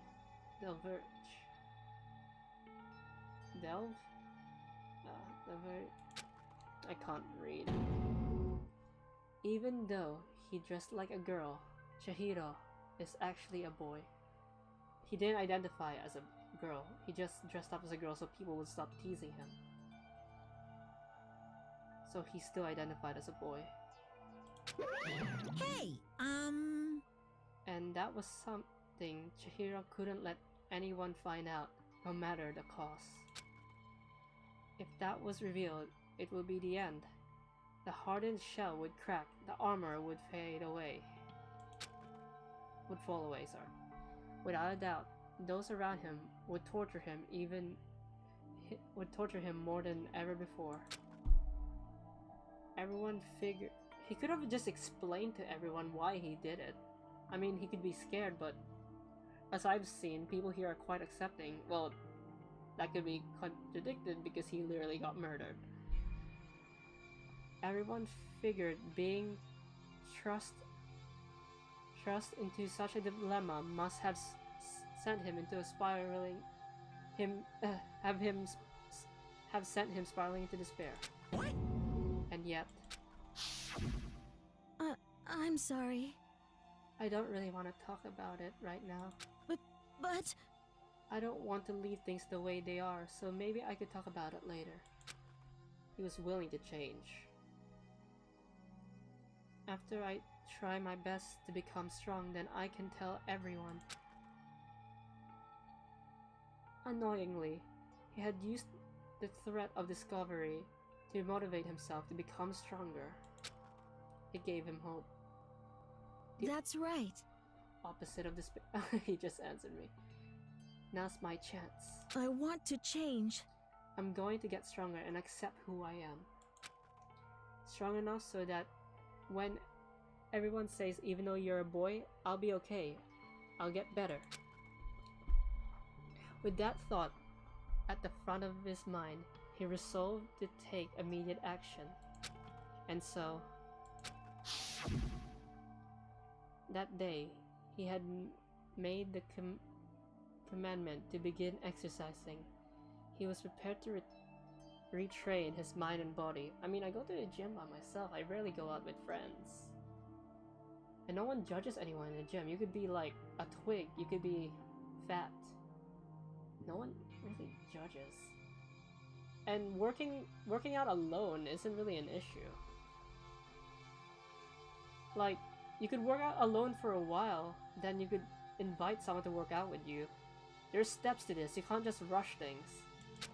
But sadly, that would be the first and only chance he would get at it. Hey, When he talk about, I know this is dark, but some people are like, when you finally decide to exercise, it kills you. I know, it's dark, I'm sorry. When he decided to start exercising, he thought it would be good to ask for someone's help.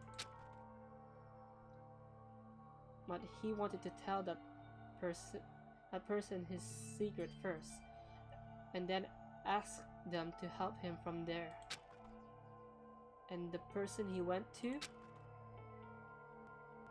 Yeah, that's right. It was me. Dio. Just kidding. Yep, it sure was. The biker gang fella had been painfully clear about how important his manly promises were.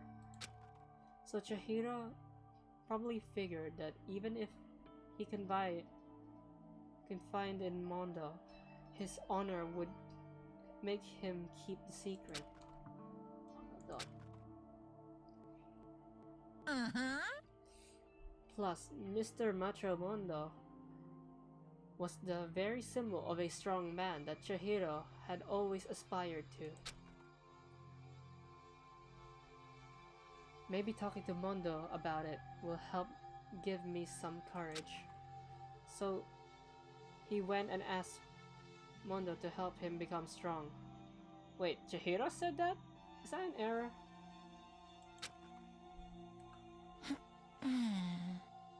That was his aspiration. And he thought that only with Mondo's support would he even be able to come close to that. Correct. So then, that must be why Mondo did what he did, to keep the promise he'd made to Chihiro. Huh? Did what he did? Can't read. Huh? Did what he did? You mean that's why Mondo carried Chihiro from the boys' locker room into the girls' locker room? Indeed. Yes, that's exactly what I mean. Wasn't that to cover up what he'd done? Certainly. That could have been part of it, but I don't think it was the main reason. The real reason was to keep the promise between men he'd promised to Chihiro. But how does moving the body keep a secret? Because...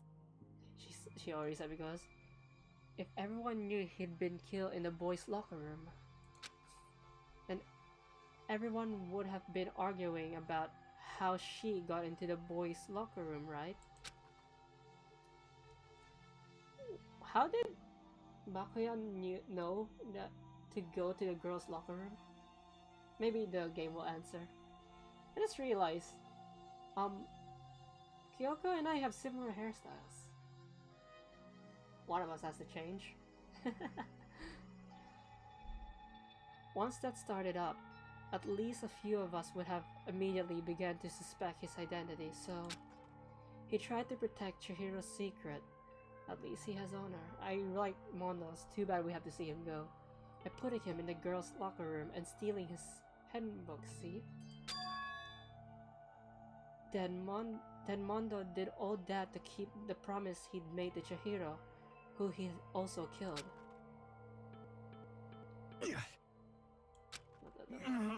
Why would he do that?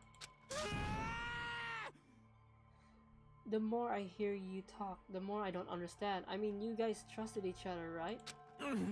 So why? Why did you... Because no matter what, I didn't want anyone to know. I knew it. So, that's what triggered it after all. The possibility of having your embarrassing memories and secrets exposed.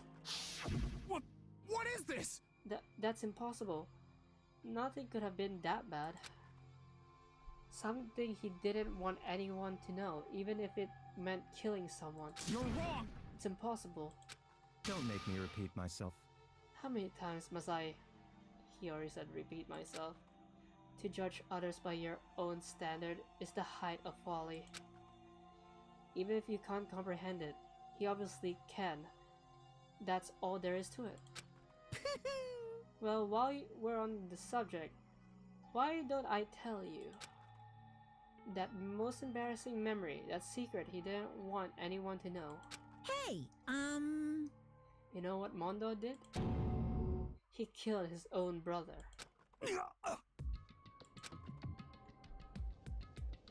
Crazy diamond. Okay. Mondo, the ultimate biker gang leader, makes all the hoodlums and riffraff across the country tremble. But the only reason he had the chance to join a gang in the first place was because of a certain someone. Josuke? Mondo's older brother's name was Daya Owada. Mondo had nothing but respect for him. It was because of Daya that Mondo ever got a motorcycle. Who's their parents? Vroom. Mondo's brother was his was his only family growing up. He was the only one Mondo could trust or respect. He wanted to measure up to his big brother, so he imitated him in every way he did. In everything he did. Mondo was the epitome of the starry-eyed kid brother. Meanwhile, the charismatic older brother had put together a local motorcycle gang. And before anyone knew it, it had grown into the biggest biker gang in the country. Daya, the older brother, number one in the gang, and his number two, his younger brother Mondo. In the beginning, everything was peaches and gravy. Don't put your peaches and gravy, that's disgusting. But when Mondo started to think about how he would have to take over the gang from his older brother someday, his brother's greatness, his reputation began to gnaw on Mondo's very soul. The kid's gonna take over for Daya, huh? Daya created this gang with his bare hands. Mondo's just along for the ride. Can someone like that really be our leader?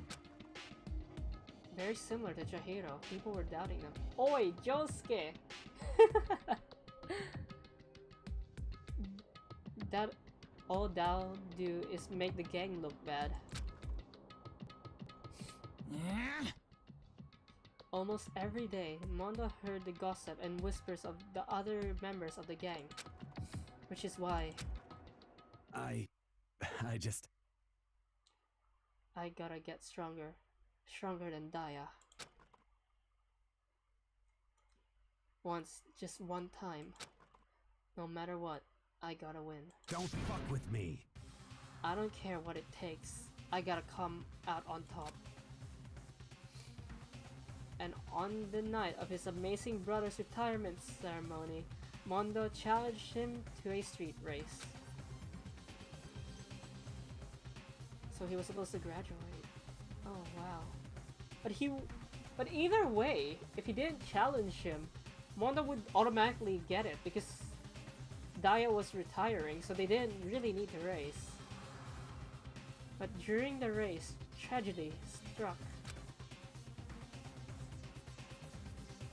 The kid brother pushed ahead with reckless abandon, eager for victory, and dashed into oncoming traffic. But suddenly,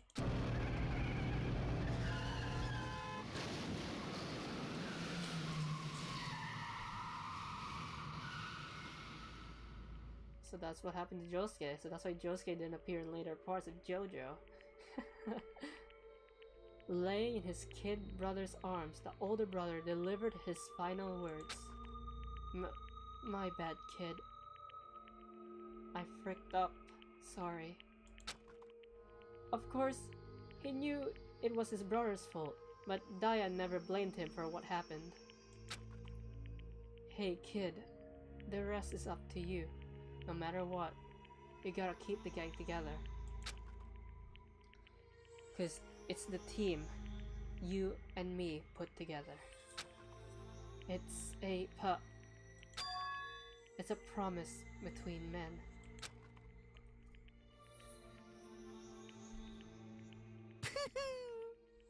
He decided to hide the truth of what happened from everyone else in the gang, in order to keep the gang together and keep the promise to his brother.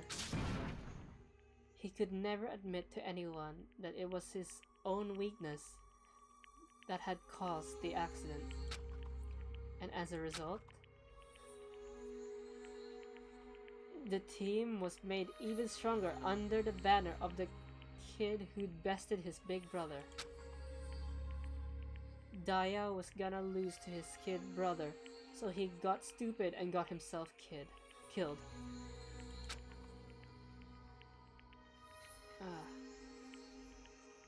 Not that, so Mondo lied to the gang saying that his brother got stupid and got killed, but in reality he did it to save his brother.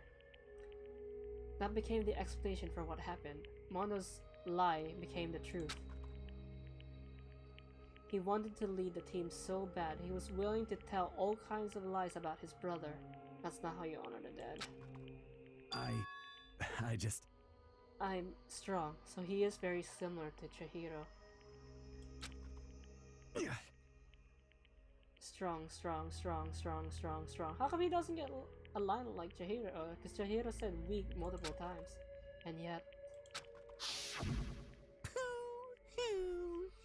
As soon as our killing game began, he realized no matter how tough he pretended to be, he was just another weakling that could die in an instant. How many times did they have to show Monokuma with the envelopes? And then the lovely and hateful Monokuma announced the revealing of the embarrassing secrets.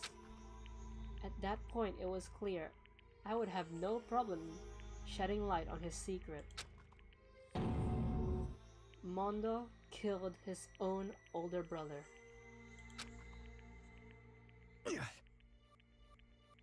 No matter what, I couldn't let the other gang members find out. No, there's no gang members here, bro.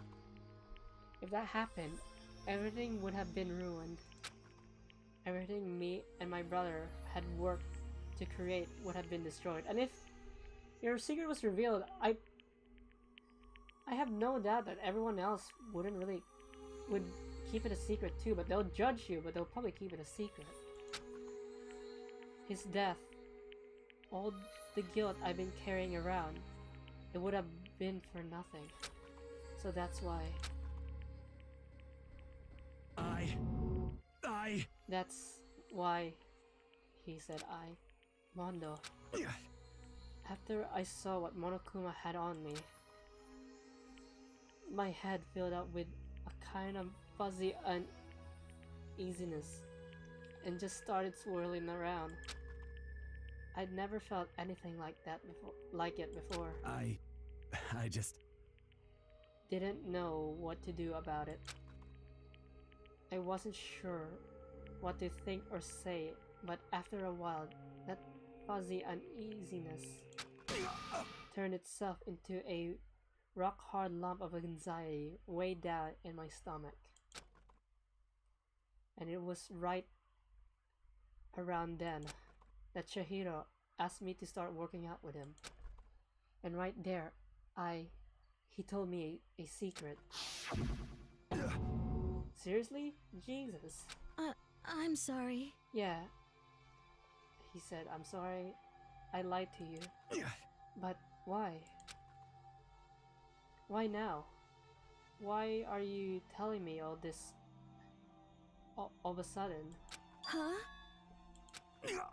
Because, I mean, you've kept that secret all this time, right? If anyone found out, you would...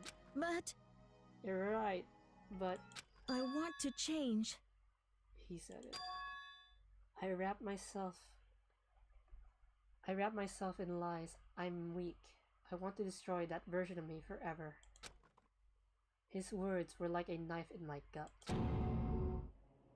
I felt like he was exposing the lie I've been living myself. I have to change. I don't want to be weak anymore. You're so strong. It can't hurt you, right? Whatever secret Monokuma might tell us. ... You piece of... So what you're saying, I should just say it.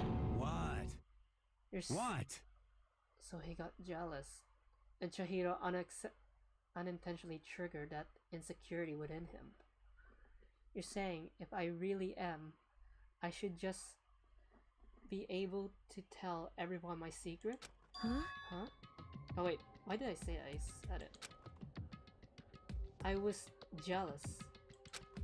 I was jealous of Chihiro's strength. He had internal strength. He didn't have physical strength, but he had internal strength. He had the strength to face his own weakness, to try and overcome it.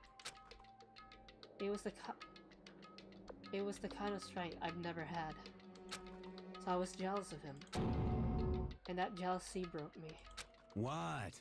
Are you making fun of me? I'm strong? Are you freaking with me right now? No! I am not making fun of you.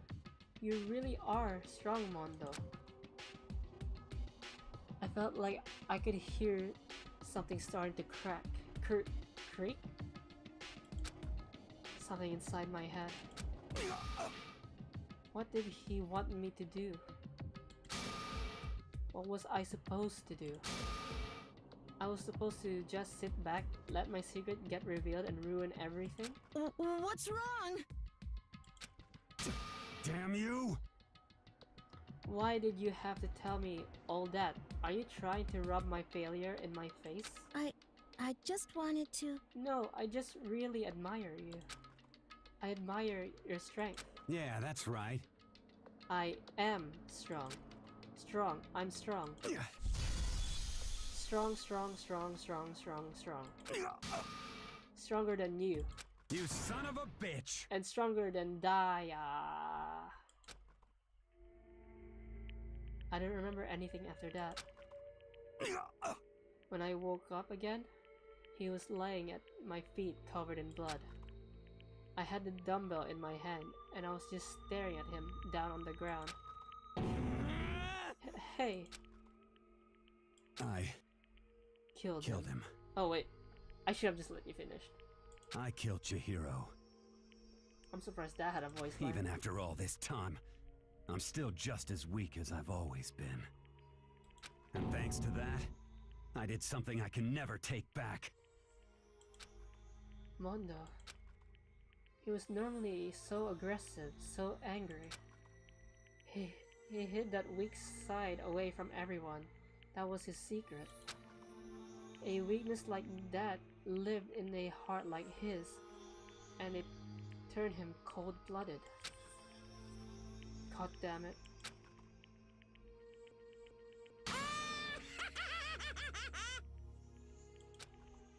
Look at him, you see? You're all just like him. For a secret from the past, for a memory. For that, he killed another living human in cold blood. He couldn't cut free from his regrets from the outside. He couldn't cut free from his regrets from the outside world. He doesn't know what true strength is. Do you see hope anywhere in there? 'Cause I sure don't. You bastard. Just shut up, you son of a bitch. Go ahead. Say that again. I dare you. Yep.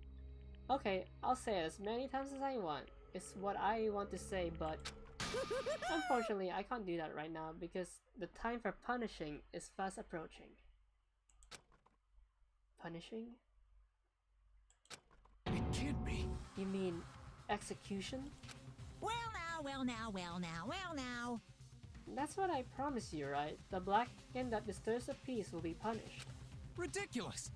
Hold on. Now then, I prepared a very special punishment. For Mondo Owada, the ultimate biker gang leader. I mean, I know he normally stream for like 2 to 3 hours, but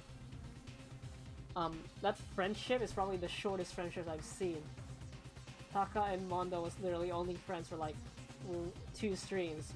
The last one and this one. No, wait. Let's give it everything we've got. It's punishment time! I said wait! No. Sorry, man. I couldn't keep the promise we made. From one man to another. Toxic masculinity, guys. Game over. Mondo has been found guilty. Time for the punishment.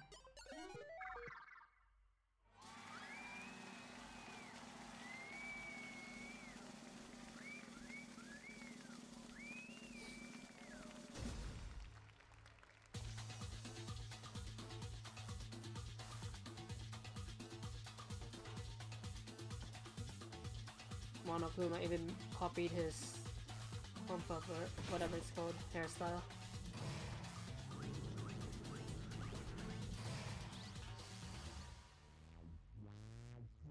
The Cage of Death.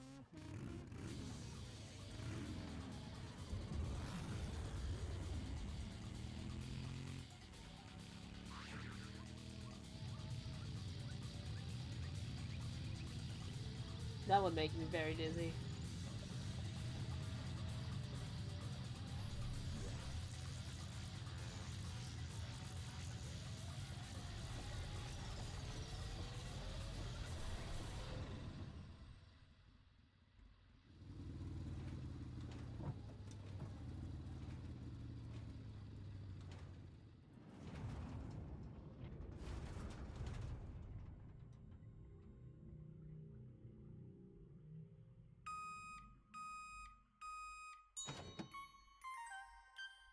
Butter?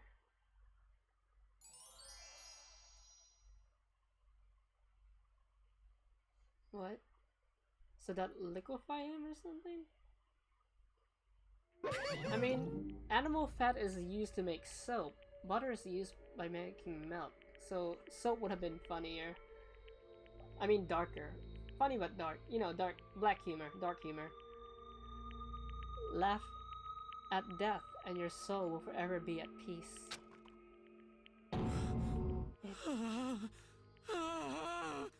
It can't be.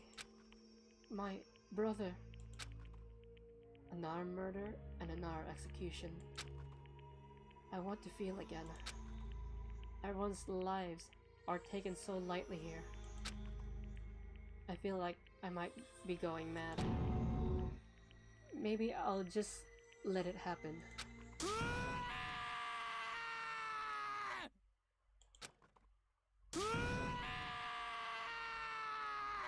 You're hurting my ears. As Taka's sad screams invaded our skulls, we were each forced to realize once again. But he, of course, had to. What a disappointment. This is the end of the game. I still want to break your glasses and beat you up badly. I don't care how rich you are. Byakuya. What is this? You're completely insane. You know that? A game? One of our friends is dead. Do you realize that? Naturally. Of course I do. Because this game is life or death. Hey. I don't have anything to say to you. I don't have a response except that. However, I just don't understand why. Why did you go out of your way to disguise Mondo's crime? What? Why? Isn't it obvious? Because it made things more interesting. This guy's a psychopath. His voice was calm, emotionless, like the voice of death. It chilled me to the bone. Last night, when the murder took place, I was in the library as usual. Honestly. So you ignored the nighttime rule too? The rule never mattered to me. I don't recall agreeing to it. There is nothing to be done. Well, I don't particularly care. Please continue. The night grew late and I decided to return to my room. Which is when I stumbled upon him. I spotted Mondo in you. So, Kyoko and Byakuya knew.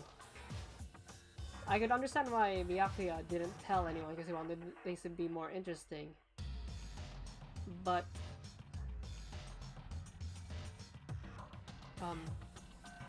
Kyoko, I don't know, it's probably for gameplay reasons, but still.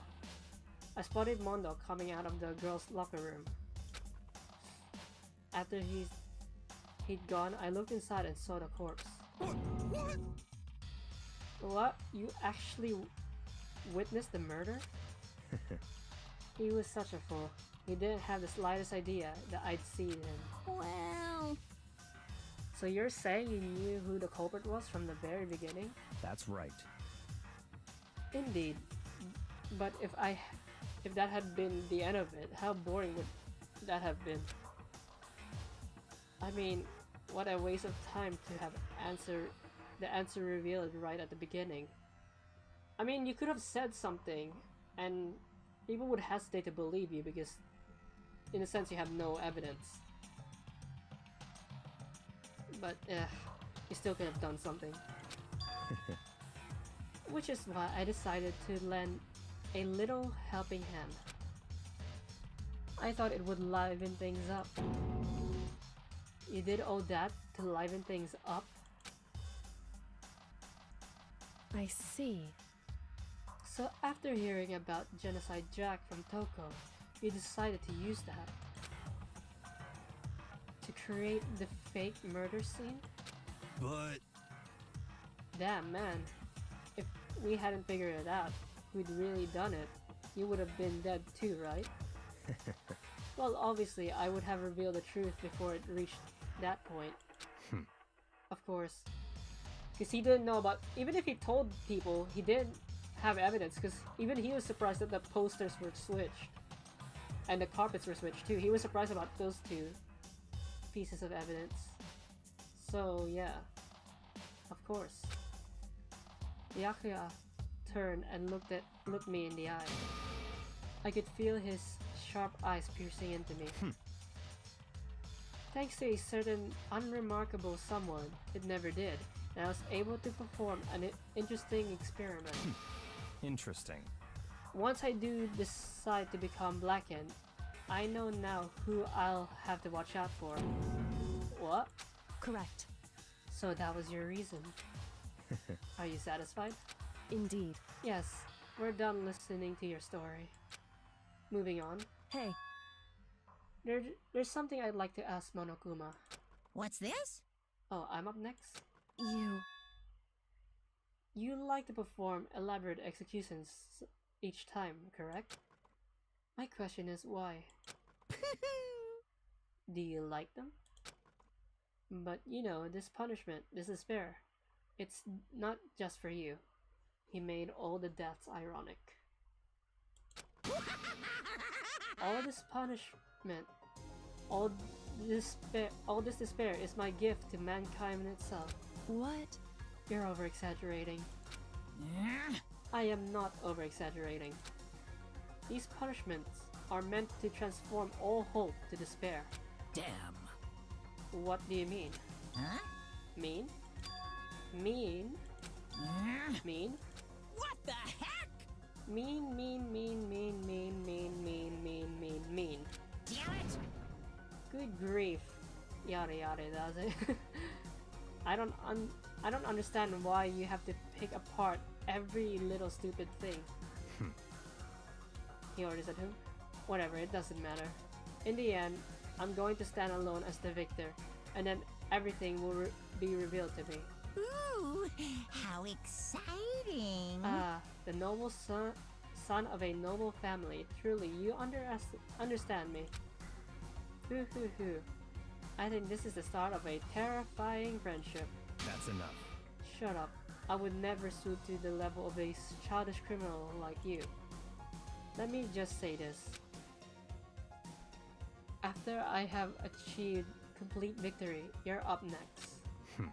I'm going to find you and kill you, understand? In the name of my family. Yours said in the name of the Togami family, for which victory is a foregone conclusion. You're getting all riled up! Oh, so cool. It's like you're the main character of a video game or something. Leaning on the fourth wall again.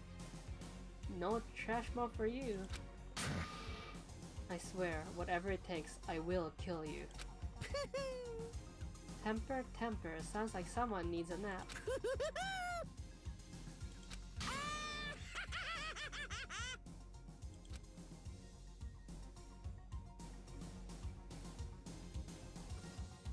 Monokuma's laughter peeled across the courtroom, and the curtain closed on the case of Chihiro and Mondo.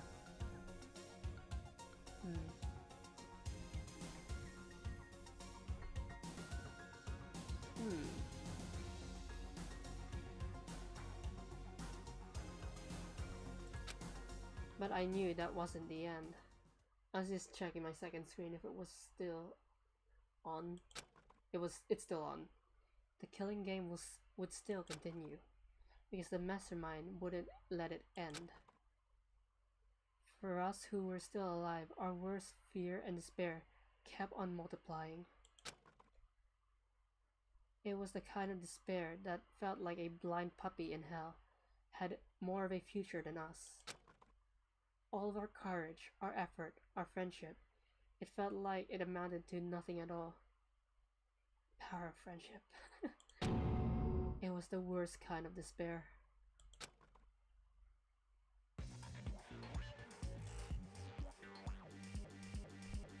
Well, anyway, like I was saying, this is a pretty good spot. Yeah, a really good spot. Anyway, isn't it amazing how that girl went and killed someone before things even had a chance to get boring? Talking about Sayaka? Once things really get moving, it'll be like a roller coaster. There won't be any stopping it. Fear and despair charge forward at a speed nothing can hope to match. But I must admit, I'm disappointed. I went to all the pain and effort of making you part of the group, and you couldn't play your part. We have a traitor among us. You do remember you were supposed to make the first move, right? Well, no biggie. Nothing we can do about it now, so just do your best to make things more exciting from now on, okay?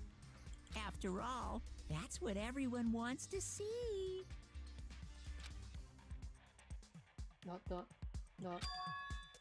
There's one more thing I'd like to ask you. As long as you don't want to know my measurements, fire away. Who is it? The 16th high school student, I mean. Ooh. He said, Monokuma said Ofu, but that says Gah. My, you really took me by surprise there. I know I said you could ask anything, but super denied, ultra denied, demonic denied, because you see, that's my ace in the hole. And nobody'd be dumb enough to reveal that, right? No matter how close they were to their friends.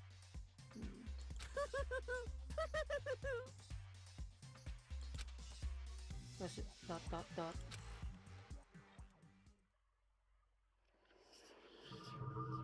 Chapter 2, Boy's Life of Despair.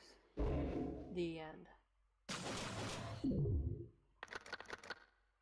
10 students remaining. To be continued. Should I end the stream here?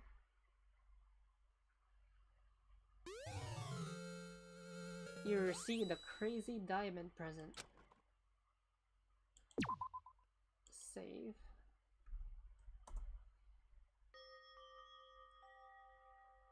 Dot. Sniff. I know I shouldn't cry. Why are we focusing on you? Is this for fan service? But I've had enough. I can't take it anymore. Getting out of here anytime soon? It's impossible. I can't let myself think about how much I want to get out of here. If I keep thinking like that, I might decide to murder.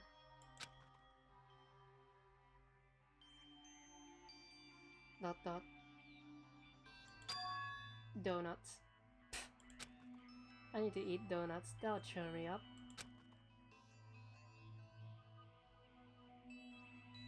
Glazed donuts, twisty donuts, jelly donut, cream-filled donuts, holes,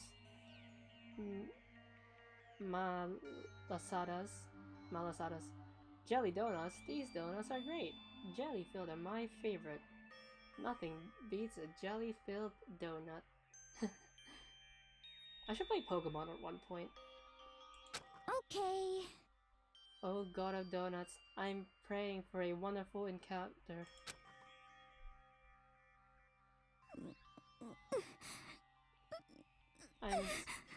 I'm sorry. Please forgive me for breaking the nighttime rule. But right now, for me, donuts are absolutely necessary.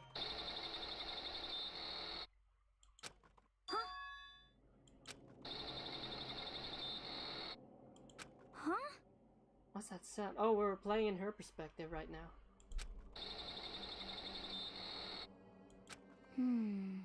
It sounds like it's coming from the bathhouse.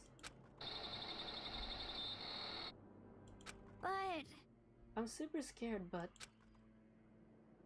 is it? Is somebody there?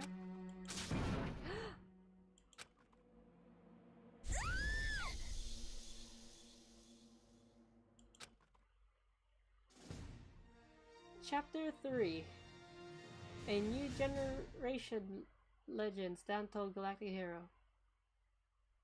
I had to speedrun that. The morning after the conclusion of the second class trial. Everyone met up in the dining hall just like always. I'll play for a little bit longer.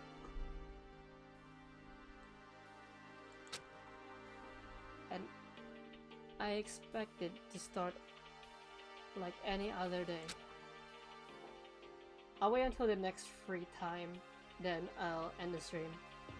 That's what I expected, but today's count kinda sucks, huh? Toko and Bakuya still refuse to show up.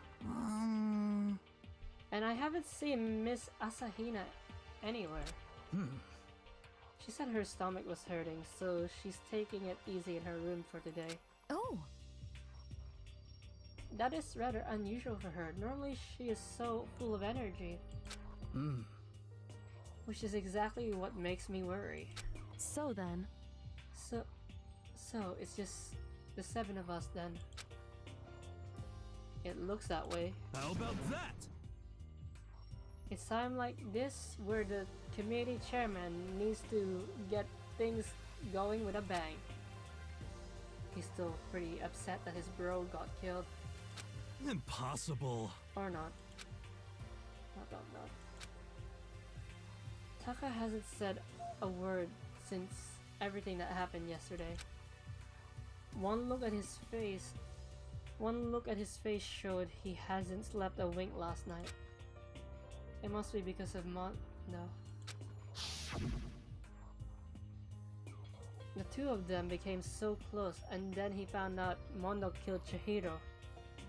They were only friends for literally like a few days. And then having to watch Mondo get punished, and nothing he could do about it. I can't even imagine what it must have done to him. Well... So, I mean, what's gonna happen now? We haven't found any way out, and we have no idea if help's ever gonna come. It's like... Nah, now I'm all depressed just thinking about it. We simply have to make the best of things, do our best to get along and live here together in peace. Forget about the outside world and accept this new life. This is the only hope we have now. What? To live here forever? Well... Here we have every convenience. We have food, clothes. Our every need is seen to. Why are you dissatisfied? No internet. Because we can't connect to the outside world. In fact, let me ask you this. What is it about the outside world that you long for? Is that okay? Competition, discrimination, victimization, and violence? She has a point, but still.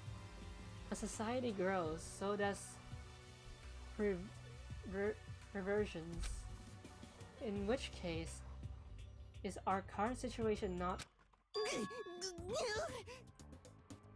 Demon Angel Star Pretty Puggy Princess? F? Huh? Huh? Here we go! Maggie, the drill shop owner, the bunny-eared Amazon, cat girl, dog boy, Robo Justice, and Galactic King. And... Oh yeah, he's a weeb. Weebs need the internet to survive. It's one of our main life source. What I mean is, there's no 2D here. There is nothing to be done. The mastermind puts such base desire to their advantage, bending you to their will. You know? Okay, well, anyway, since Taka's like catatonic, as the oldest one here, I'm officially stepping up to take the lead. So we're all gonna work together and spend the rest of the day searching the school. Searching? I'm right, right? Well, I mean, since the class trial is over and all, Perhaps. there should be new places for us to investigate. Okay, I said I was gonna end the stream with the next free time, but I also want to investigate the new area. Yeah, that's the ticket. Maybe we'll find some kind of clue this time. Well then. Then, once we're done eating, let's split up and begin looking around. Do you have any problem with that, Celeste? There may well be a discovery waiting for us. Pain. Hello. Which may further enrich our life here. No, the point is to look for clues. And just like that, and just as we were starting to come together, she barged in and ruined the conversation. You called for me and so I appeared! Genocide! What? Nobody called for you. Why are you in pain? Are you okay? What the? How come it's Genocide Jill and not Toko? Yes! God, this place is just amazing. Finally, a place I could just be my murderous self. Which is why I've decided to stop holding back and spread my wings. No more hiding in a cave for me. Plus, I have another battle to fight. The whole killer with a split personality thing is so overdone. I gotta destroy that stereotype. USOB? Sob? What? I'll fight all day and all night to murder those totally slanderous cliches. But you are a killer with a split personality. Okay. If she weren't here, my chances of survival would go up at least 10%. She makes a lot of weird sound. At least I don't have to stutter anymore. That was frustrating with Toko. Come on, you gotta back me up here. Even the biggest stars need the little people to hold them up.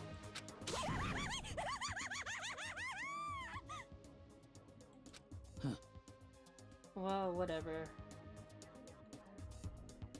Well, whatever else we do today, we should eat first. We can't do anything on an empty stomach. You'd be surprised. That's right, let's hurry up and eat so we can start our investigation.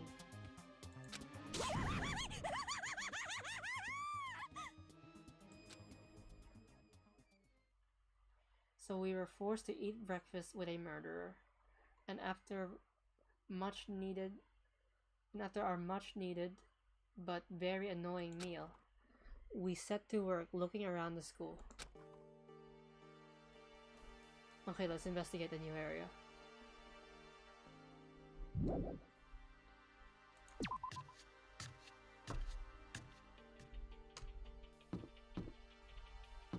Zoom! Wait, wrong way. Zoom! I'm automatically assuming it's the 3rd floor because obviously it would.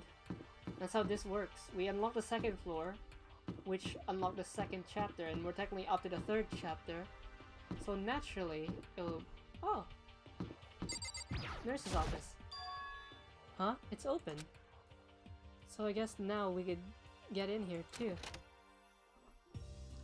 If there's a person, I'm not speaking to them.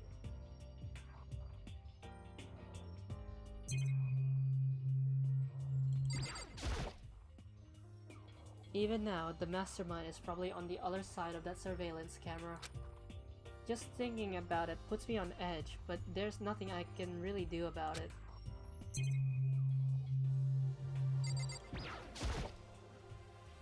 It's a normal trash can. There's nothing inside, so I don't really need to spend any more time thinking about it.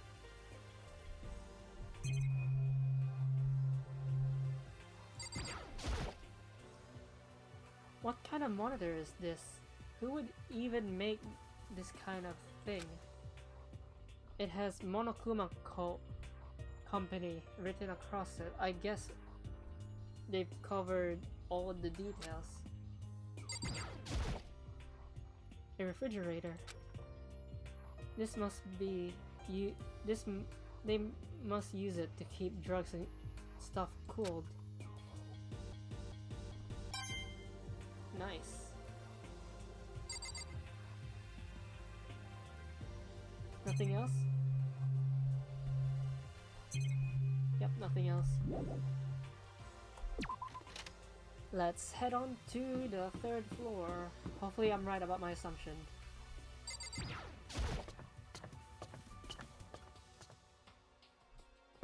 Zoom.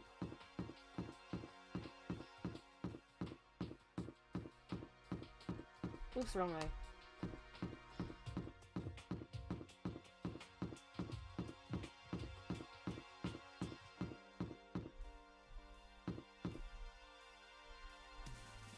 Far out. Oh. Yes.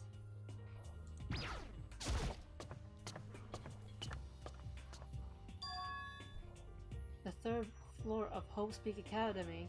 I wonder what we're gonna find this time. What's up here?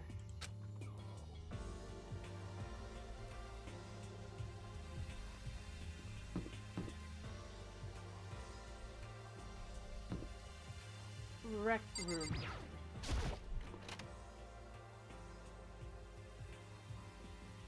Ah, fun. So this is Let's see. A recreation room, a place for students to come and relax.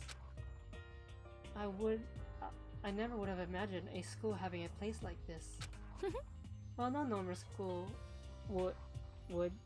It has Othello, shogi, even a dartboard, and a pool table.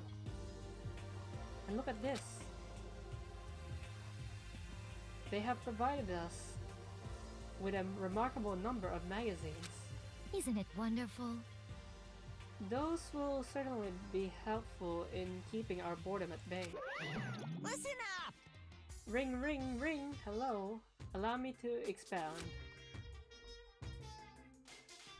We've got fashion, motorcycles, martial arts, video games, baseball, science, all kinds of magazines.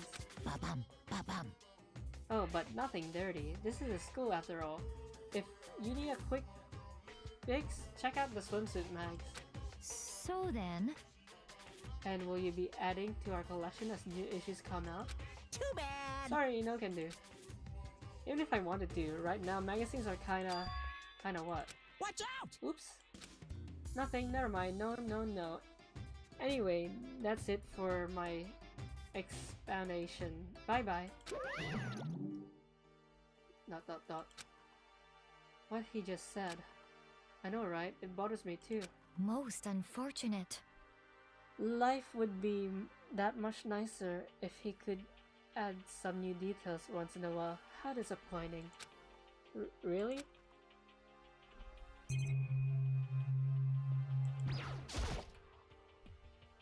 Assuming I make it out of here alive, I'll never look at surveillance cameras the same way again.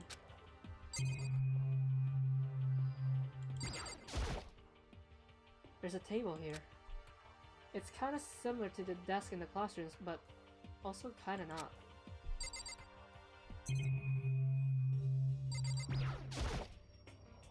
A pool table. A pool table isn't normal school equipment. Is this thanks to Monokuma, or did the school buy it?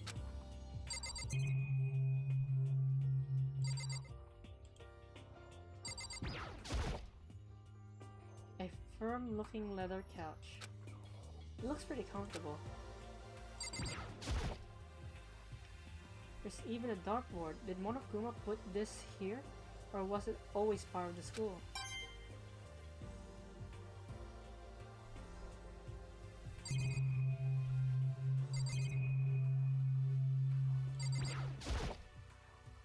There are all different kinds of magazines here on the shelf.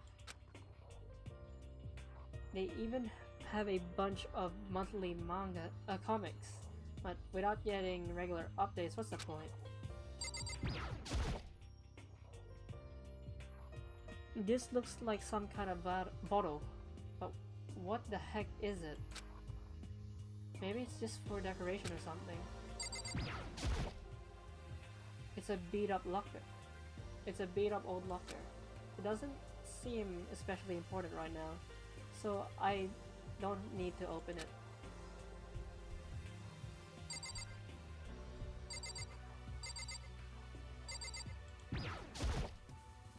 Those monitors really are everywhere. There's not much point in worrying about it now. I should try to forget about it. You know what? I'll just ignore the cameras and the monitors every time I explore a room.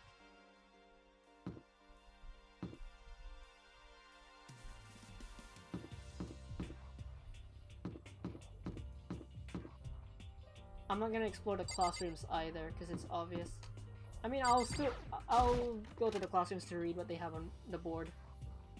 Because what's on the board is very interesting. Getting tired of this. There's writing there, but I couldn't see it. I'll check it the next time I stream Danganronpa.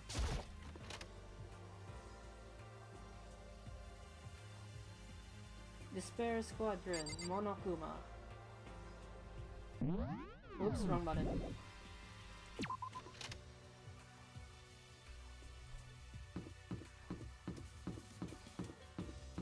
Okay.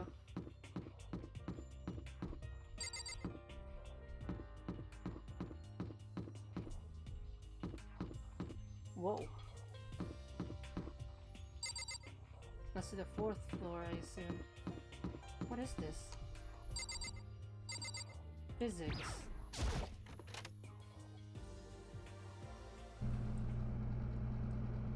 It's a lab. This is the physics lab. It's less like a classroom and more like some kind of research institute.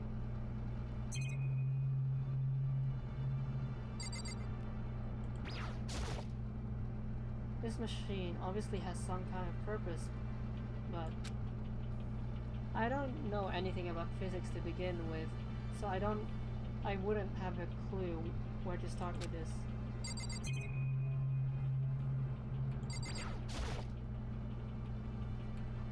What's up with this ridiculous big machine? Watch out! What? What? You want to do some quantum leaping? Huh? Phew! That's a time machine. Pretty awesome, right? It was designed by a student right here at Hope's Peak. The ultimate physicists. Although they don't go here anymore. They died during the tragedy. A time machine? Seriously? So it can go back in time? Okay then, let me get in there. If I can go back to the past, then I can... This time I'll stop Mondo for sure. Oh, sorry, not possible. This particular time machine can only go back 1 minute. It comes in handy when you, like, leave your pizza bagels in the microwave 1 minute too long. I mean, you go back in time a minute, then go to the time machine again to another minute. So you're going back in time, minute by minute. It'll just take like 60. It will take 60 leaps to get to an hour back. So if Taka is willing to spend all night leading back in time, he could do it. 1 minute? What? You sound disappointed. But actually, I was lying about the whole thing anyway. There's no such thing as time machines. What? Hey, Honestly, it's just an air purifier. Air purifier? in other words, It can produce clean air no matter where you're at. With that thing, you could even live on Mars. And with that discombobulating gravity and deadly low temperature, you probably don't want to live on Mars. you guys? Anyway, this machine is the reason you guys have all the delicious air. So don't go messing with it. You break it, it's your butt.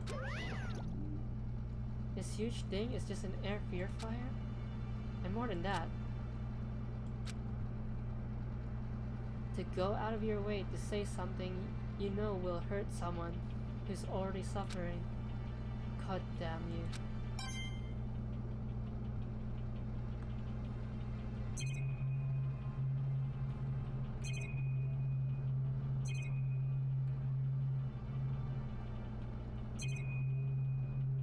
Okay, it says I can press? No,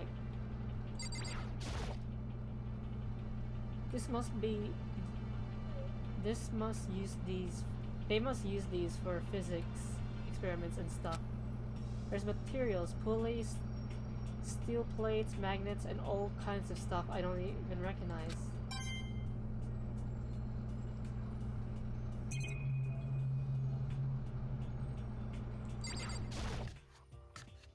What's in here?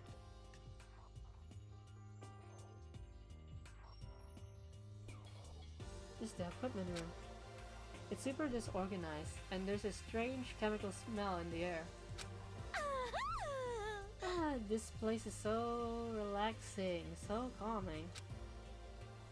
The smell of formaldehyde is so unbearable. I'm getting seriously excited! It's so tempting. I just want to dump myself right in it. ... Of course, Genocide Jack likes it. That just goes to show how disgusting it really is.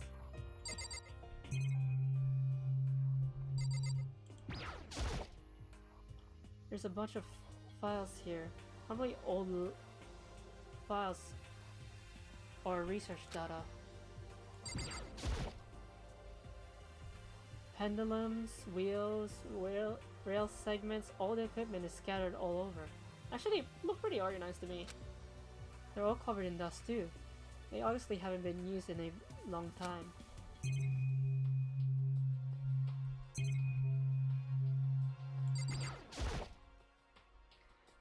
This is a tarp. There isn't anything strange about it. Seems perfectly ordinary to me. Okay, with that, I think I've done enough for today. So, I'm ending this stream. Tomorrow I'll have Fallout, and Fallout will conclude the stream week. So I hope you guys had fun, and I'll see some of you guys tomorrow, or maybe all of you, who knows. Bye!